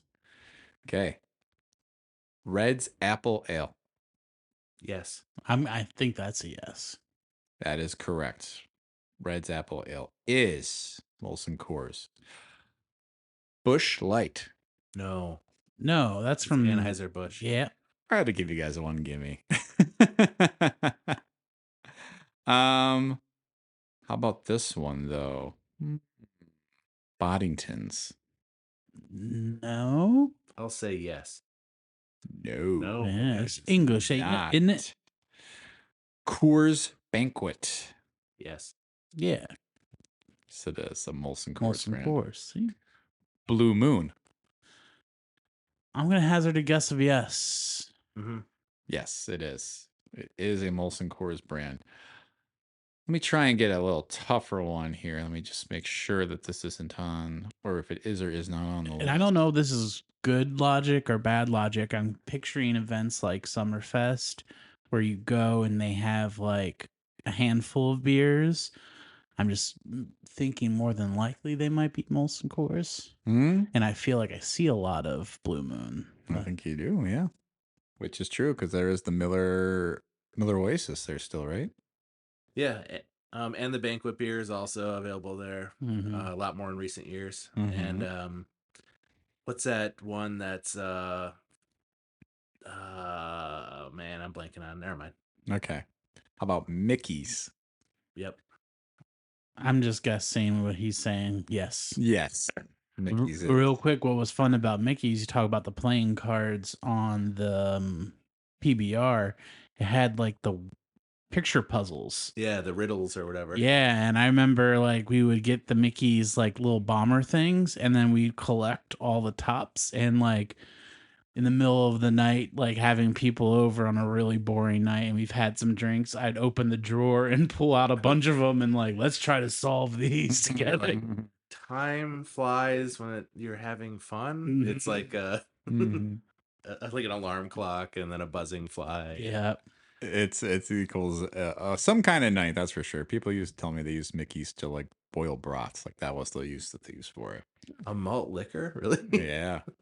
I have a couple more we'll do, and then we'll land on one specifically. How about Twisted Tea? Let's see. No. I'm also gonna say no. It is not. About Topo Chico. Let's see. Yes. Yeah. Yes, it is. About Vizzy. Yep. Yes. Mhm. Again, the same thing. Corona. I'm gonna say no. Yeah, I'm gonna say yes. Corona is not. Okay. No. Soul. Yeah. Okay. Spelled Yeah. S-O-L. Sorry, I Yeah. didn't give you a chance to answer. No, but I didn't feel good about that one. What about Peroni? No. Yes. Peroni. Yes. And then I'll land on this one. Did Uline make this game? It feels kind of rigged. Hams.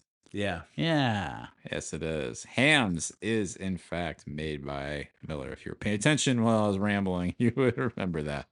Hams was established, though, in St. Paul, Minnesota in 1865, sold to Olympia in 1975, and then to Pabst in 1983, which immediately traded the brand to Stroh.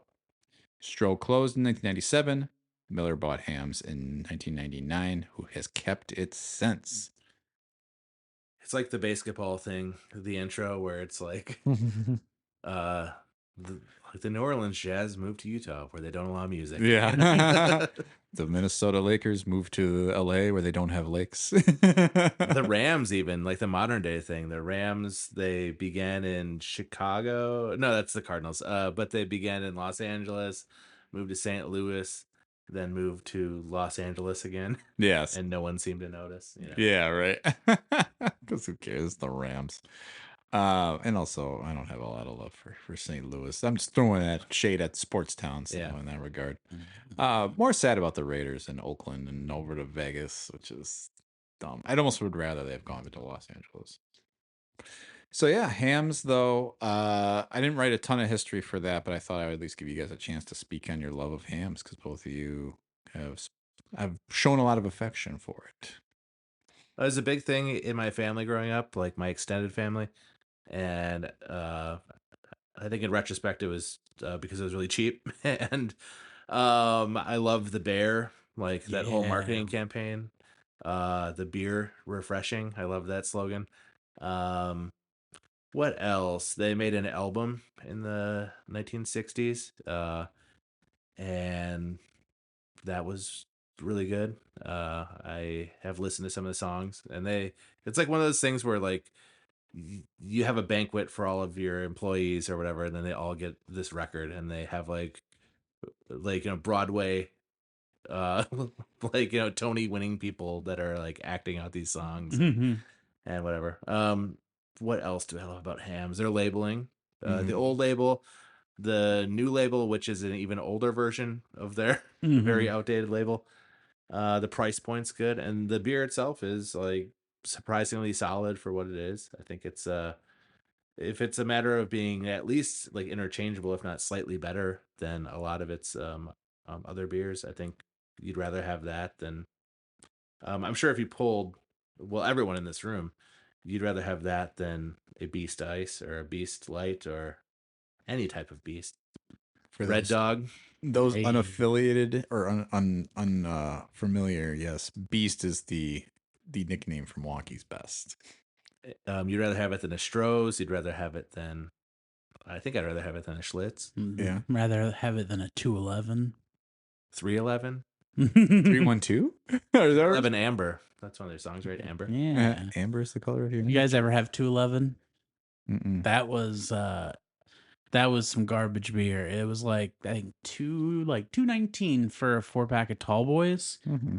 8% alcohol, but it was like Wow. a Coors or Oh. Ham style beer, and it was nasty. Like But- a Steel Reserve. Yep, Yeah, those were. That's it. 211 Steel Reserve was what it was. And Oh, yeah, then I have had those. yeah, that's a rough one. I have never even heard of that one. It's probably best you keep it that way. Okay. I'll take your word for it. Yeah, like I said, I haven't had a Hams in a while though, so I feel like that's got to be one of my next purchases when I go out at a bar around here, or anywhere. There's more and more places have it on tap now. Like that's a recent thing I've seen. Like a few of the places I go around Bayview like have it on tap, and it's usually like a $3 tap. I went to a few bars kind of in the like St. Francis Cudahy area with some friends. All of them had like $2 cans of that. And I just think for like that price point and the flavor, it's a home run. Whether or not like if you're like you can have anything and you're not thinking about like how much you're spending, would it be my number one? I don't know. Mm-hmm. But I think with all that taken in, it's something I always go to if I'm going out and having something. Sure. It's definitely, I feel like it has the most affection of anything I've heard about so far. I mean, we kind of glossed over Miller, but yeah, I don't think, I have no love for Miller Lite. Like, if I'm going to have a light beer, I feel like Coors Light's always going to be my pick. I missed the blue Miller Lite label and Oh, yeah. cans. I don't know why. I just like that. But I do, and you guys might know more than me. One thing that I do think is kind of cool about a Miller Lite is there isn't really like a domestic Pilsner like that. Is there really? Like they're mostly lagers, right? Yeah. I also love the great taste. That's what I love about it. Not the less filling. But I know that certain people disagree about that. Remember Well, the ad Great campaign? taste, less filling. Yeah. With- Those ads where people would get in huge fights over. Mm-hmm. No, I think it has less filling. Yeah. No. I think it's good, but it's one of those like if I'm at a bar, I've already mentally like decided that I'm going to be making poor decisions. So, like, oh, that has 36 fewer calories than a High Life. I will just have the High Life. I'm at a bar already, and I'm spending $5 on something that should cost me 45 cents if I had it at home. So, Yeah. like, I'm just out. I'm in that sort of mode. So. I do think Miller Lite's best legacy is probably the fact that it is so tied to the Brewers and Bob Uecker specifically, who we lost this year too, and R.I.P. to Bob. But it's just the fact that I think their ad campaigns are almost better than the beer itself in some regards, which is funny because I won't out anybody because I've known a couple people who've worked in marketing or worked with Miller over the years, and they're apparently just a little bit of a interesting dynamic is what I've always heard. A little challenging at times. So, but can't argue with the marketing, but they didn't have the frogs or the what's up as you did. Or the horses, the But- Clydesdales. Come But on. they also invented light beer, though. I mean, that was Hey. the original light beer. And I true. still think that there are some alternatives and there are lighter versions of things. But I think it's like one of the go-tos if you're just really if you're not wanting to have like a 99 calorie seltzer or ranch water or something like that, then Ranch. just have a light. I don't know. I think there's a spot for it, but I will buy High Life or Hams like I'd say 19 times out of 20, and Yeah. then I'll buy light just one time when I'm just like, okay, I've been pretty bad at myself, but I still want to drink beer, so Yeah. I'll do that. I do really enjoy a Coors Light for a light because I am more of a light beer drinker. I actually just feel like I can feel the fullness. Mm-hmm. That's the only reason I kind of gravitate towards it more. Even though, like I said, I have been quite enjoying the Montucket Cold Snap, which I say is like this is the weather for it, where it's starting to get a little crisp outside. It's Yeah. like a, and also what we used to call in Georgia these kind of beers were shit kicker beers, and it's just the idea of like hanging out, listening to like country rock in a garage and just throwing them back. Like that's always been my kind of beers. Just Shit slowly. kicker. Or the lawnmower beers, or Yes. when you're if you're at like a pool or something like that, or in a lake, and where beers just don't seem to count, where you're just like, Yeah. oh shit, I think I've had 18 beers and I feel fine because you're sweating and whatever.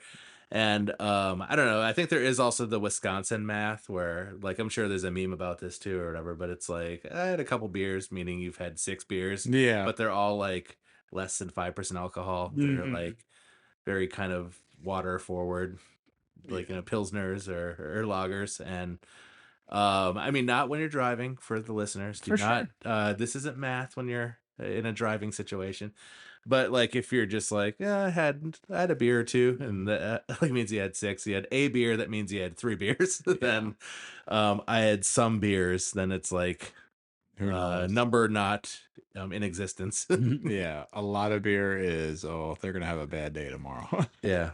I don't know if this would be the time to bring it up, but how do you all feel about the twist off aluminum cans? Generally in favor. I kinda Do like you them a lot. just get them in situations that are like you're at a sporting event or something? Usually, but I do eye them sometimes when I'm at the store getting like, if I'm like, oh, I'm having people over, I'm going to get a 12 pack. I do look at them sometimes. I'm like, those are kind of fun. Mm-hmm.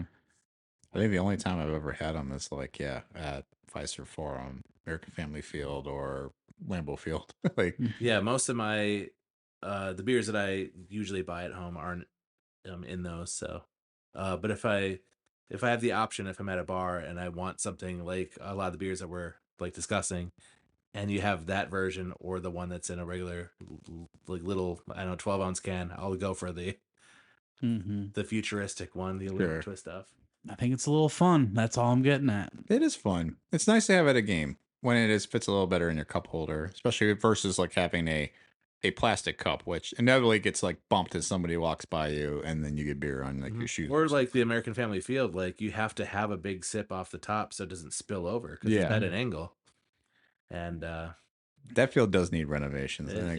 like then you run the risk of someone that has long hair too. They put their hair back. Yeah. Like, oh, that's my $16 can of Indeed. And we're talking around the thing right now too. American Family Field for years was Miller Park, which is Yeah. a superior name and very fitting for the Milwaukee Brewers versus People were American pretty Family. chill about that name switch, right? Yeah, we all loved it.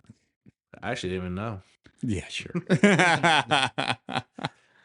I was a little hurt about that, but I've gotten over it at this point because it's not worth losing sleep over. There are slightly bigger things happening in the world, I think. Yeah, for sure. And also, if they would have spent the money to retain the naming rights, then it would be called that still. But Yeah. I Again- guess it wasn't worth it. It wasn't selling beer. Miller challenging is from what I hear from some of those ends.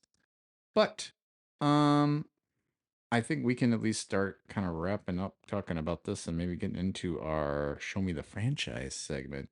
Last thing I was going to make a mention of, because I know we had talked briefly about Red Dog, and I did want to just add a quick note on Red Dog, because I found some fun stuff, as it is a Miller brand.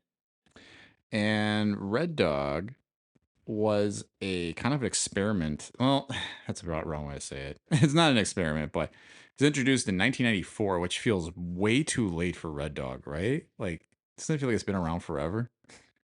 I'm old enough to like recall one when you could advertise beer on major television networks and stuff. Yeah. But also they were really pushing it in like the 90s. Like I want to say 90. Yeah, you said 94. Yeah.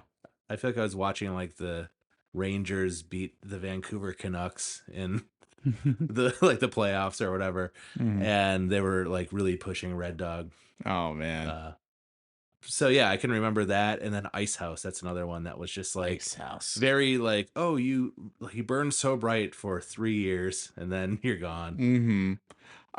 Because it was part of the Plank Road Brewery, which was the name of Frederick Miller's first brew house in the 19th century. But Plank Road was resurrected in the 90s to sell Ice House and Red Dog as a more premium beer, just under a different name, so as to not directly tie back to the Miller Brewing brand. Yeah, a more premium beer. And that's Yeah. why we don't want to have it under our name. That's why we're hiding it. Under Yeah, a exactly. subsidiary Plank- that Plank- we're resurrecting from the 1800s. I mean, put a nice dog on a beer can. I'm gonna buy it. Is kind of my problem. Also, that was around the time of Zima. I think that was a year or two before, and that's another Miller thing that they did revive. I think in 2014 or maybe 2015, and it lasted a few years, and then everyone like bought it once to remember what it was like, and then never bought it again. Yep, I remember when Zima came back, and there was like a bunch of places opened up as like '90s like themed bars, and I think there's still at least one in like West Dallas. I think there might be one kind of in Walker's Point now, but you could always get some Zima there. Yeah. I feel like I've never seen Zima in the wild, really, like, unless I'm like looking deep in the shelves, like under like the bar in the back. Like, they're like, here, see what's in our cooler. And I'm like, the fuck is that? Is that Zima? Like, What if they I'm just now having the thought, if you're looking for beer, what if it was at the end? Like what if they did it like they do at record stores where it's alphabetical? Like, okay, I want a Boddington's, I gotta go to this area of the Yeah. store. Okay, is Budweiser, is it under Light for Bud Light, like the last name of the person? Yeah, so I mean Zima would be at the very end, the bottom of the last row. yeah, which is probably where it belongs. Mhm. um, I like the flavor of a Zima, but my tummy's gonna hurt. It's kind of a thing. Yeah. It just tastes like nice Sprite.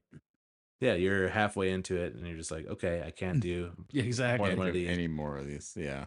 God, it's been a long time since I've had a Zima either. And I honestly don't know if I've ever had a Red Dog now that we're talking about it.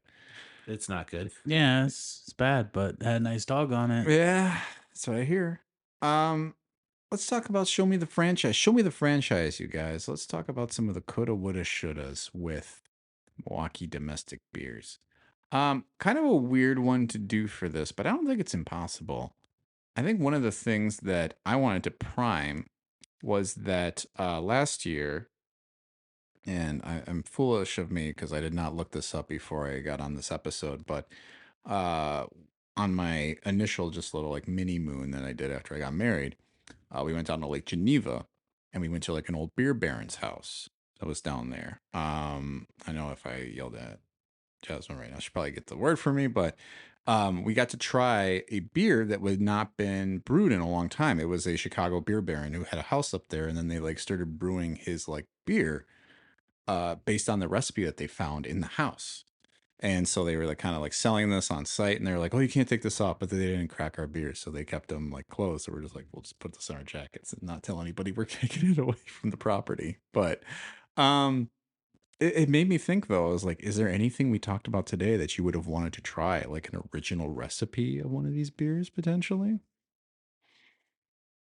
Or is there anything else you have as an idea? I'd like a moment to think about it. I can get in. I don't necessarily have like a coulda, but I have a few shouldas. Go for it. I will say you mentioned that there was like a Schlitz recipe that was pre 2007 ish, maybe, and I was before I moved here, so I'd be curious what that tastes like. Was it better? Who knows? But for my shouldas, one thing I mentioned, I liked that Miller Lite is kind of like a moderate priced Pilsner. I'd love it if one of these brands came out with like a full bodied moderate priced Pilsner that isn't super crafty, because I like most Pilsners. If I go to a craft beer place, I get excited when they have them, but I think it would be fun or just nice to have something like a High Life, but it's a Pilsner. And then the other one I'd say is bring back Platts. Make that come around more. It's around still, though. I mean, you just got to. I think the last place I saw it was Woodman's. So Okay. if you go there, they have. If they don't have it, they might not make it when it comes to all the mainstays. You know. Then my should but yeah, is make I it more should go to available. Woodman's. Yeah, that's the better way to say it. Make it more available. I was trying to see what 312 was, but that's a wheat ale. Oh, like, is that a Pilsner? But it's not. I'm still kind of drawing a blank, but I think, I mean, obviously, one that I'm just like saying out of my own root emotions and whatever. The Pabst Brewery should not have moved, and when they moved back, they should have just not even bothered if they were just going to be like, "Hey, we're making 3 original beers and whatever." Yeah. Like it seems very like we're bringing the brewery back, and it wound up being like we're opening up in this one little room and we're distributing to like nowhere outside of the city of Milwaukee. Yeah. What are we doing this for?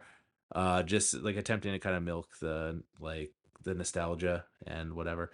And I don't know, it seems like an oversimplification. I'm sure there were multiple factors at play. I'm thinking of, I mean, they shouldn't have got rid of Zima, I guess. Bring that back again. It's about time. It's been another 10 years.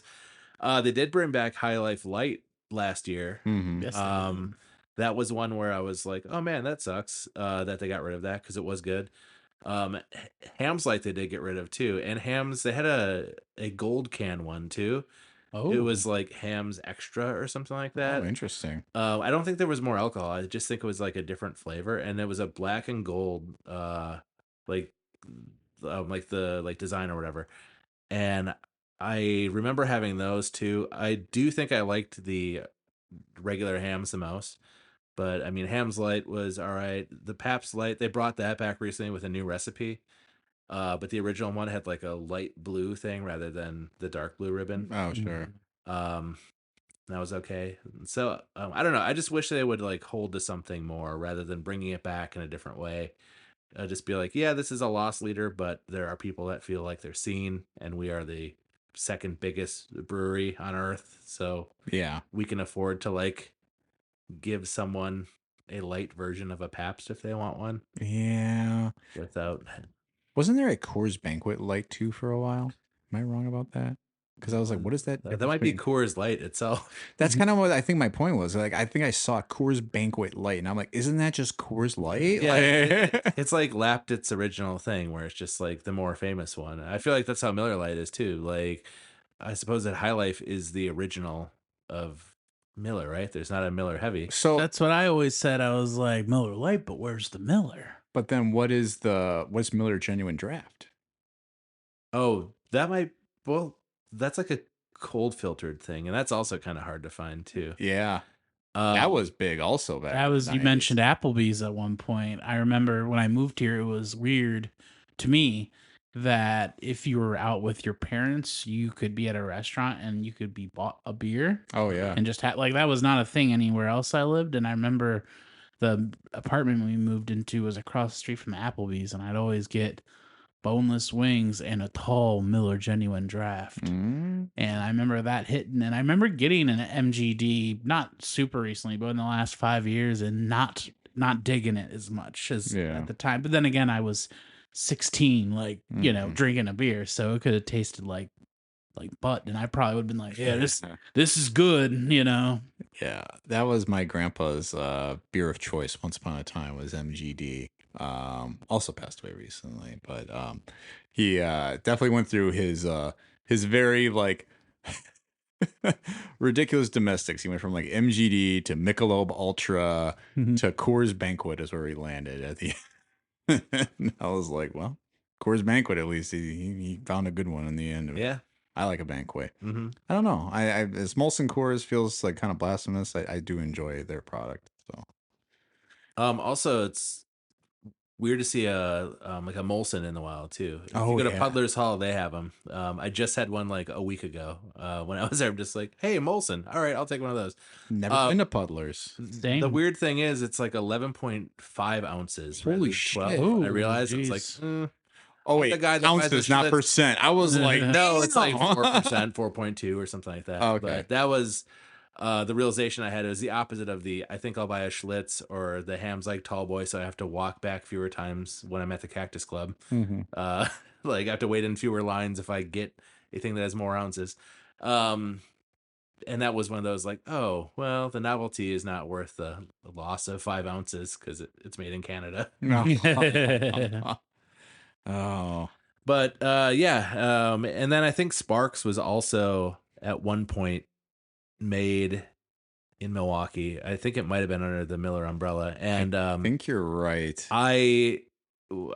for like just the nostalgia sake, I wish they like they would bring that back. But they brought it back without the caffeine, and it was noticeably different. So I would say don't even bother at this point. Yeah, sadly to say, I felt like that was part of the charm. It was a little knock you out and keep you going at the same time. Yeah, right. Hey, my body doesn't know what to do. I'm 19. My body already doesn't know what to do. Yeah. Now let's add another element of confusion. Yep. On July 3rd, 2006, Miller Brewing Company announced that it entered into an agreement to acquire Sparks from Mackenzie River Corp. And that was probably about the time I think I started drinking that, because that was in college.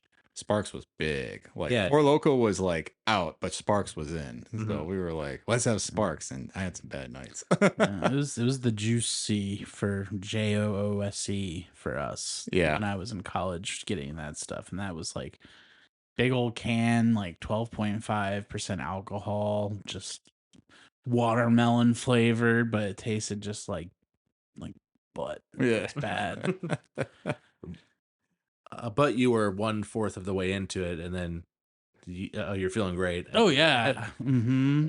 And then by the end, if you what's the phrase? If you remember the end of a juice drinking experience, you weren't there. Yeah, that's true.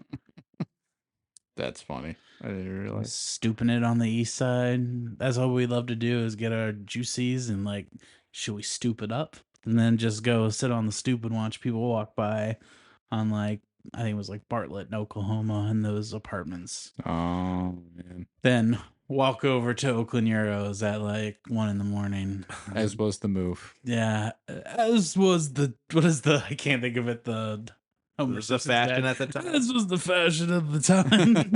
The onion belt. Yeah. But I like your guys' picks, though, for your Show Me the Franchises. I think, yeah, Pabst Brewing was going to be my big one. Bring that back to Milwaukee, or have Never Left to begin with, and that would have been probably great.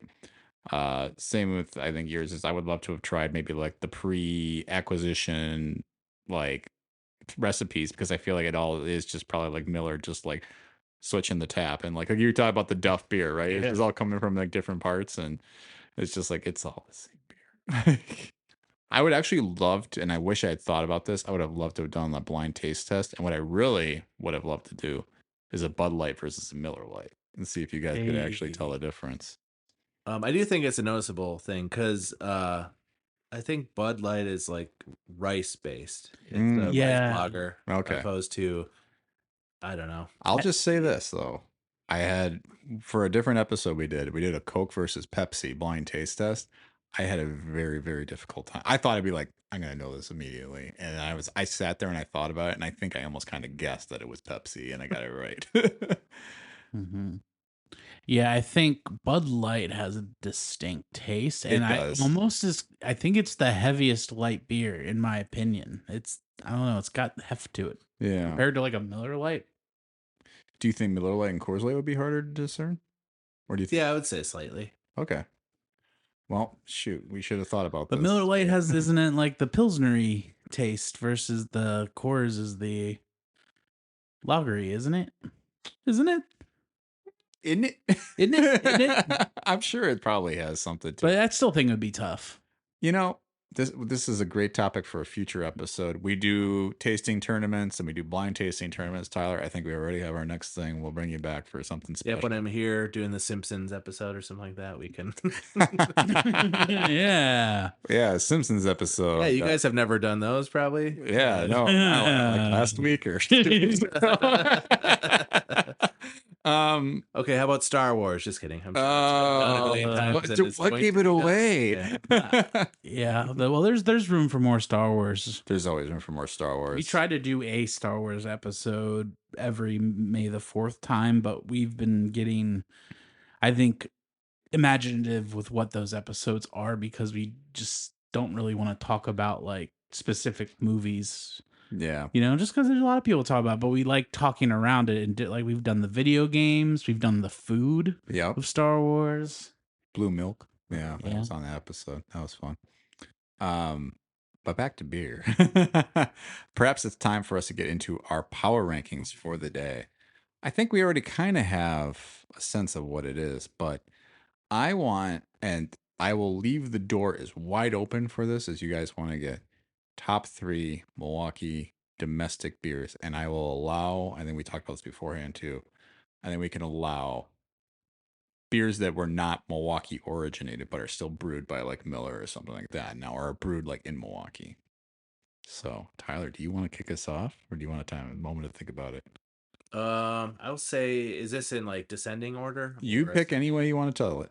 I would say number 1, it has to be High Life for me, just because it's just always been there, and it's a thing that you like enough when you're having it for the first time. It's not a thing that you're worried about, like, well, it's less expensive or whatever. It's available almost everywhere in the city, if not everywhere. It's almost weird if you don't. You're like, huh, that's weird that you have Amstel Light, but not not High Life. And I think it is just this like thing that like as these other things have waned in their popularity or whatever, it is a distinctly Milwaukee and like Wisconsin thing. And it's in the clear bottles, which I don't think we've mentioned, which should be bad for it because it lets in more light. But Yeah. it's also like a distinct thing about it where it's like one of the only ones like that. Yeah. It's the champagne of beers. It's a thing that like you wouldn't be upset if you had that next to your Bloody Mary, or if you had a bucket of them at the Milwaukee Record halftime show at the Cactus Club, Yeah. or Hams. That's also on special too. But yeah, I've had, I'd say, more High Lifes than maybe any other beer in my life. Mhm. Maybe River West, Lakefront, for our non-local listeners, Lakefront, River West Stein. But yeah, I'd say that's my number 1. Okay. It's I think there's oftentimes another thing that's like my new favorite or my new go-to, but I'm always reaching back for that too, and I'm never happy, or I'm never unhappy to be handed one. Or Yeah. sometimes if I'm not sure what I want to have at a bar as I'm looking at the draft lines or whatever, I'm like, I'll take a High Life for now, and then I'll think about my next beer. It's my thinking beer, So, Yeah. yeah, number 1. Okay. Sounds good. Do we want to go round robin again? We did that last episode, and I was like, Sure. I actually kind of like. I hope we do because I have to think about my number 2. Cool. So All right. Do you want to go next? It's gonna be boring, but it's my number 1's gonna be Miller High Life. Oh man. For everything that our great guest has said. And it was something that if you would have asked me coming into this episode if I would have put it at number 1, I probably wouldn't. It's been the sitting here, Mhm. having 2 of them, talking about it, thinking about it. It's one that I don't think of as like my number 1, but compared to these others, like I love it. It's a great grilling beer for me. I love to be Mhm. outside grilling, and I do love getting the bottles. I love on the bottle at the top the sticker that's kind of like the I don't know how you describe that shape. It's like a square, but it's got long corners to it. yeah, Love that like design. I will just say diamond, but not a diamond. It's like a crest, like a family Yeah. crest. Yeah. It's a very regal look though to it. Yeah. Those ads, come on, like you live in the high life. All right. Oh my god. Yeah, Wendell. Those were the heyday. Like those ads. Miller does some good ads. What can I say? I like it. Good pick. You guys had a good pick. I won't bore you with doing something different and trying to be different when it is Miller High Life. I think that is the number one, and for all the reasons you guys have just said already. And I think it is the champagne of beers. I remember just cheersing to it after the Bucks won the championship a few years ago, and I was like, "This is the right beer for this moment." I feel like a king just watching Giannis finish it off with his 50 points in Game 6, and it was great. I was watching that at the mothership. Yeah. Hey. That's where I was, and I think I had a few hams, as you do when you're there. And then I got sprayed by this weird. It was like a Buddha-shaped beer, Oh my god. and yeah, when they won, it was great. I- Are we going like reverse where you go again, and then we? no, we're not gonna bring it snake. Back to you. Okay, no snake. Then I will probably steal everyone's answer and say hams will be number 2. Hmm? I was hoping to break it up a little bit, but I've said a lot about hams. Very nostalgic, but also a thing that I've literally bought last week and will probably buy this week again. Sure. And yeah, so hams. Sounds good. Hams. It's Okay. gonna be hams. It's gonna be boring, but I'm not gonna lie. I'm not gonna make some stuff up. It is the one that I'm probably drinking more often than Miller High Life, just because it is like such a great deal when you're going out. Mm-hmm. But flavor wise, it's definitely comfortable at number 2 for me. All right. I'm gonna cheat a little bit. Just a little bit. A little tweak here. I'm gonna throw a pivot here because, like I said, I don't have enough familiarity with hams to throw that in my top 3. I'm gonna go Coors Light at number 2. If I'm going for a light beer, that's the answer. Over Miller Lite, over Bud Light, over PBR, anything else that's considered a light beer. I just feel like when I had those Blue Mountains and when they came out with that, I was like, ooh, that's the Rockies right there. Silver Bullet. Silver Bullet, you name it. Their ads were also pretty good. And I think it was some of those NFL ads where they were like playing on the commercials or the interviews or the post game interviews when they had with the coaches and the players and stuff, and I was just like, this is hilarious. And then I would drink a Coors Light and I felt great. It's also the only beer that I know of that lets you know that it's actually cold Yeah. by having a if the mountains are blue, you don't have to like reach and feel it and let the like the knowledge, like your synapses fire in your brain. You can just look at the can and know. you know? Yeah. And it feels good picking one up and you see the Blue Mountains, you're like, oh, it's ready. I bet. I'm doubling back and just saying more of that. Yeah. Yeah, we need more things to let us know what they are. Like the burner's red on the stove, so don't touch it because that means hot. You know. I will say the aluminum bottles, that's one of those that I love. Hell yeah. A Coors Light is in an aluminum bottle like that because that is like the Silver Bullet. I'm running the risk of being wrong with my third pick here, so it might require a little research. But Yeah. I want to say that my number 3 is Old Style, which I believe is made in La Crosse. We're talking Wisconsin beers, right? Or are we talking Milwaukee specifically? We were on Milwaukee, Okay. but I mean, you can throw that as an honorable mention. Though, I just love one of the main things is that Chicago, that's like their go-to, like, cheap beer too. And it's like, hey, this is so Chicago. It's like Malort and Old Style. And then it's made in like La Crosse. And so like, are you pointing at me because I'm wrong or because I am right? You are correct. Okay. But here is also Oh. why it works. Old Style, which we did not talk about, but we did talk about the brewing company. G. Heilman Brewing Company was the original Yes. manufacturer of Old Style that was actually in La Crosse. So, but they were acquired by Stroh, who we know And bought by Miller. And then Pabst, and then by that sold in Miller. 96, as everyone has known before. We got Correct. it. So this absolutely counts. Yeah. in my Okay. book. And that's just one of those where a lot like Blatz, like when you see one, like if you're at a bar and you see like the glass case, you're just like, oh yeah, it's been a while since I've had an Old Style, and it's legitimately the exact same thing as a Pabst. Like, I would not be able to tell for sure. I would be able to tell Pepsi or Coke, but I would not be able to tell the difference between those in a blind taste test. And I will like always have it because it's It's always been a while since I've had one because it's just a rarity, and it's also a thing that, like I said, it's a weird Chicago point of pride that sends money like Wisconsin's way. Yeah. You know.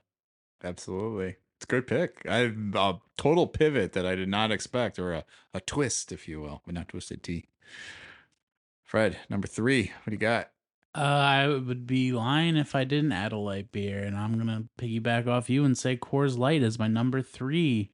And again, I'm gonna echo what you said. I love those aluminum twist offs.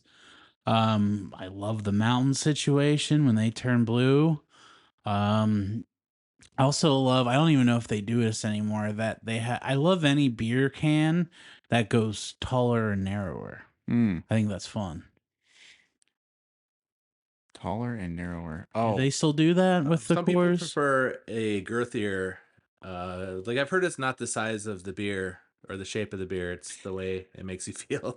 But yeah, they are a little bit thinner, and they oh, right. Okay, right. You're the talking dimensions of the tall can. ones. Yeah, and I I know, like I don't like Keystone, but Keystone kind of had the same thing where they were like taller but thinner. Mhm.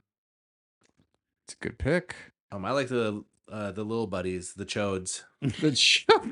I was like, The am I chode gonna style. make a chode joke? No, but I'm happy you did. Left it for me. Yeah, that's the only fair thing to do since you're the guest. Yeah, which I think it's a fun looking can. Those shorties are just so darn cute. Mhm. And you know what? They don't count. Good for them. They don't count, which is unfortunate.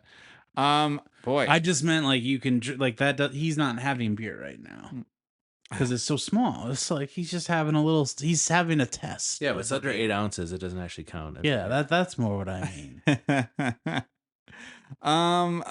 boy, I don't even know where to go for my last one. Didn't you say that you enjoy a banquet beer? Not to give you an answer, but I mean, I do enjoy a Coors. Coors I feel Banquet. so. I remember when we met up for the fireworks across the water at South Shore Terrace, Yeah. and I brought a little cooler with me full of Coors Banquet. You were pretty excited. You know what? And that's a good tribute to Cliff Stadler, I think, to go out on Coors Banquet, and cheers to him. Because I think he would appreciate that, and I do appreciate a good Coors Banquet. I do like a lot of these other brands that we've talked about. Like I said, I think I have still a soft spot for PBR, and that would be my honorable mention, just because I remember it's more the memory of it. And kind of like you said, you know, like you cracked that one when you were younger, and you're like, oh, this made me feel something. And I remember like that first time I had that, and I felt like somebody gave me the beer rather than me sneaking behind someone's back and being like, oh, we're gonna have a beer right now, you know. And so I think Coors Banquet though feels right. Because we had a banquet here today, a banquet of ideas, a banquet of conversation. Banquet of good times. I feel like you know that one new podcast where it's all the middle schoolers that are talking about like, hey, you eating pizza lately? Yeah, I like pizza. Oh, what do you like for pizza, dog? Oh, I like sausage. Like it's just like 3 like boys that are going around talking about what they like. I feel like we're the aged up 20 years version. Yeah. Oh, yeah. You guys like beer? Yeah, beer's good, right? Oh damn, I like the aluminum ones. Oh yeah, aluminum, that's good. I like bottles though too.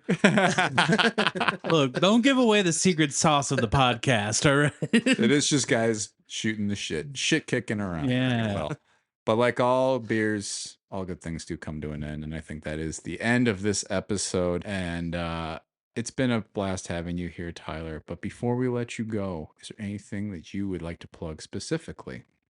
I would say go to MilwaukeeRecord.com to read about all things the city of Milwaukee and the surrounding region. We also put on a bunch of events. A lot of them are sponsored by breweries, including a few that are sponsored by Miller High Life and Hams. But there's also some things that are brought to you by Lakefront Brewery and Three Sheeps and other great local spots. I think look locally and look local-ish regarding whatever you have, you know. I mean, obviously we're gonna I went to Taco Bell on my way back into town today, but also I love to support local institutions, and it's what makes our city special. It supports the people that live here, and also it's like an interesting thing that you can't really replicate other places. Every other city or every other region has their version of Lakefront River West Stein or Miller High Life, their region's version of their big like domestic beer. But I think you have to look locally, however and whenever you're able to, and you can only bring good things. So I guess just drink High Life and Miller Lite, and also support the place right down the street. And make sure to tip your bartenders well, and don't be a nuisance. And don't drink and drive unless you've only had a couple or a few. No, just kidding. I shouldn't be joking about that. Don't drink and drive. And thank you for having me on. I look forward to my next appearance. Yeah, whatever it will be. We think we said antacids are really a franchise that need to be done. Yeah. Well, thanks. And always, as usual, look for Tyler at the Milwaukee Record. Lots of awesome events you guys have going on. Just had Baby Bash, and love the movie screens. I haven't been to one in a while, but I need to get there. Yeah, the one for October, in a matter of 5 days after the airing of this episode, is Death Becomes Her. Ooh. That's October 15th at the Avalon. And then for November, a movie it was a pick that our soon-to-be former ag guy, he's leaving at the end of the year. And so we're like, okay, we'll finally do it. He's been really pitching this movie called The Greasy Strangler. Oh. And I've heard that it's very polarizing. It's like it's in the spirit of like a Tim and Eric movie. And I'm not going to watch it ahead of time because I don't want to regret the choice until I'm in the seat watching it. But that'll be November 19th. And then we have a series called Midweek Music at the Crafty Cow in Wauwatosa that will be happening in the middle-ish of each week, where we basically look for Bucks games and make sure not to book them on the same day. Yeah. So Wednesdays or Thursdays. The halftime series at the Cactus Club, almost every game day except for Thanksgiving. And there will be bucket specials on High Life and Hams and a bunch of other great options if you're not into those things. Awesome. So, yeah. Nice. Some friends and I, people we had front row for Tremors this year. Yeah. And that was a great experience because I had never seen it before, and it was the way to go.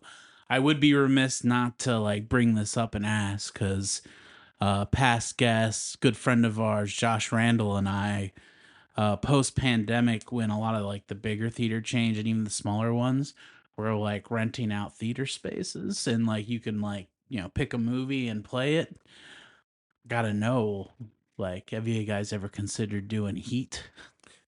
I think we have, but you mentioned earlier Disney owns everything, right? Yeah. For reasons involving first run things, not like sort of upsaying that, we have to avoid certain studios. So Was that Touchstone? I think that might be a subsidiary of Fox, which then was bought by Disney, which was, so I don't know if that's in game or whatever. That's not a real term. In game.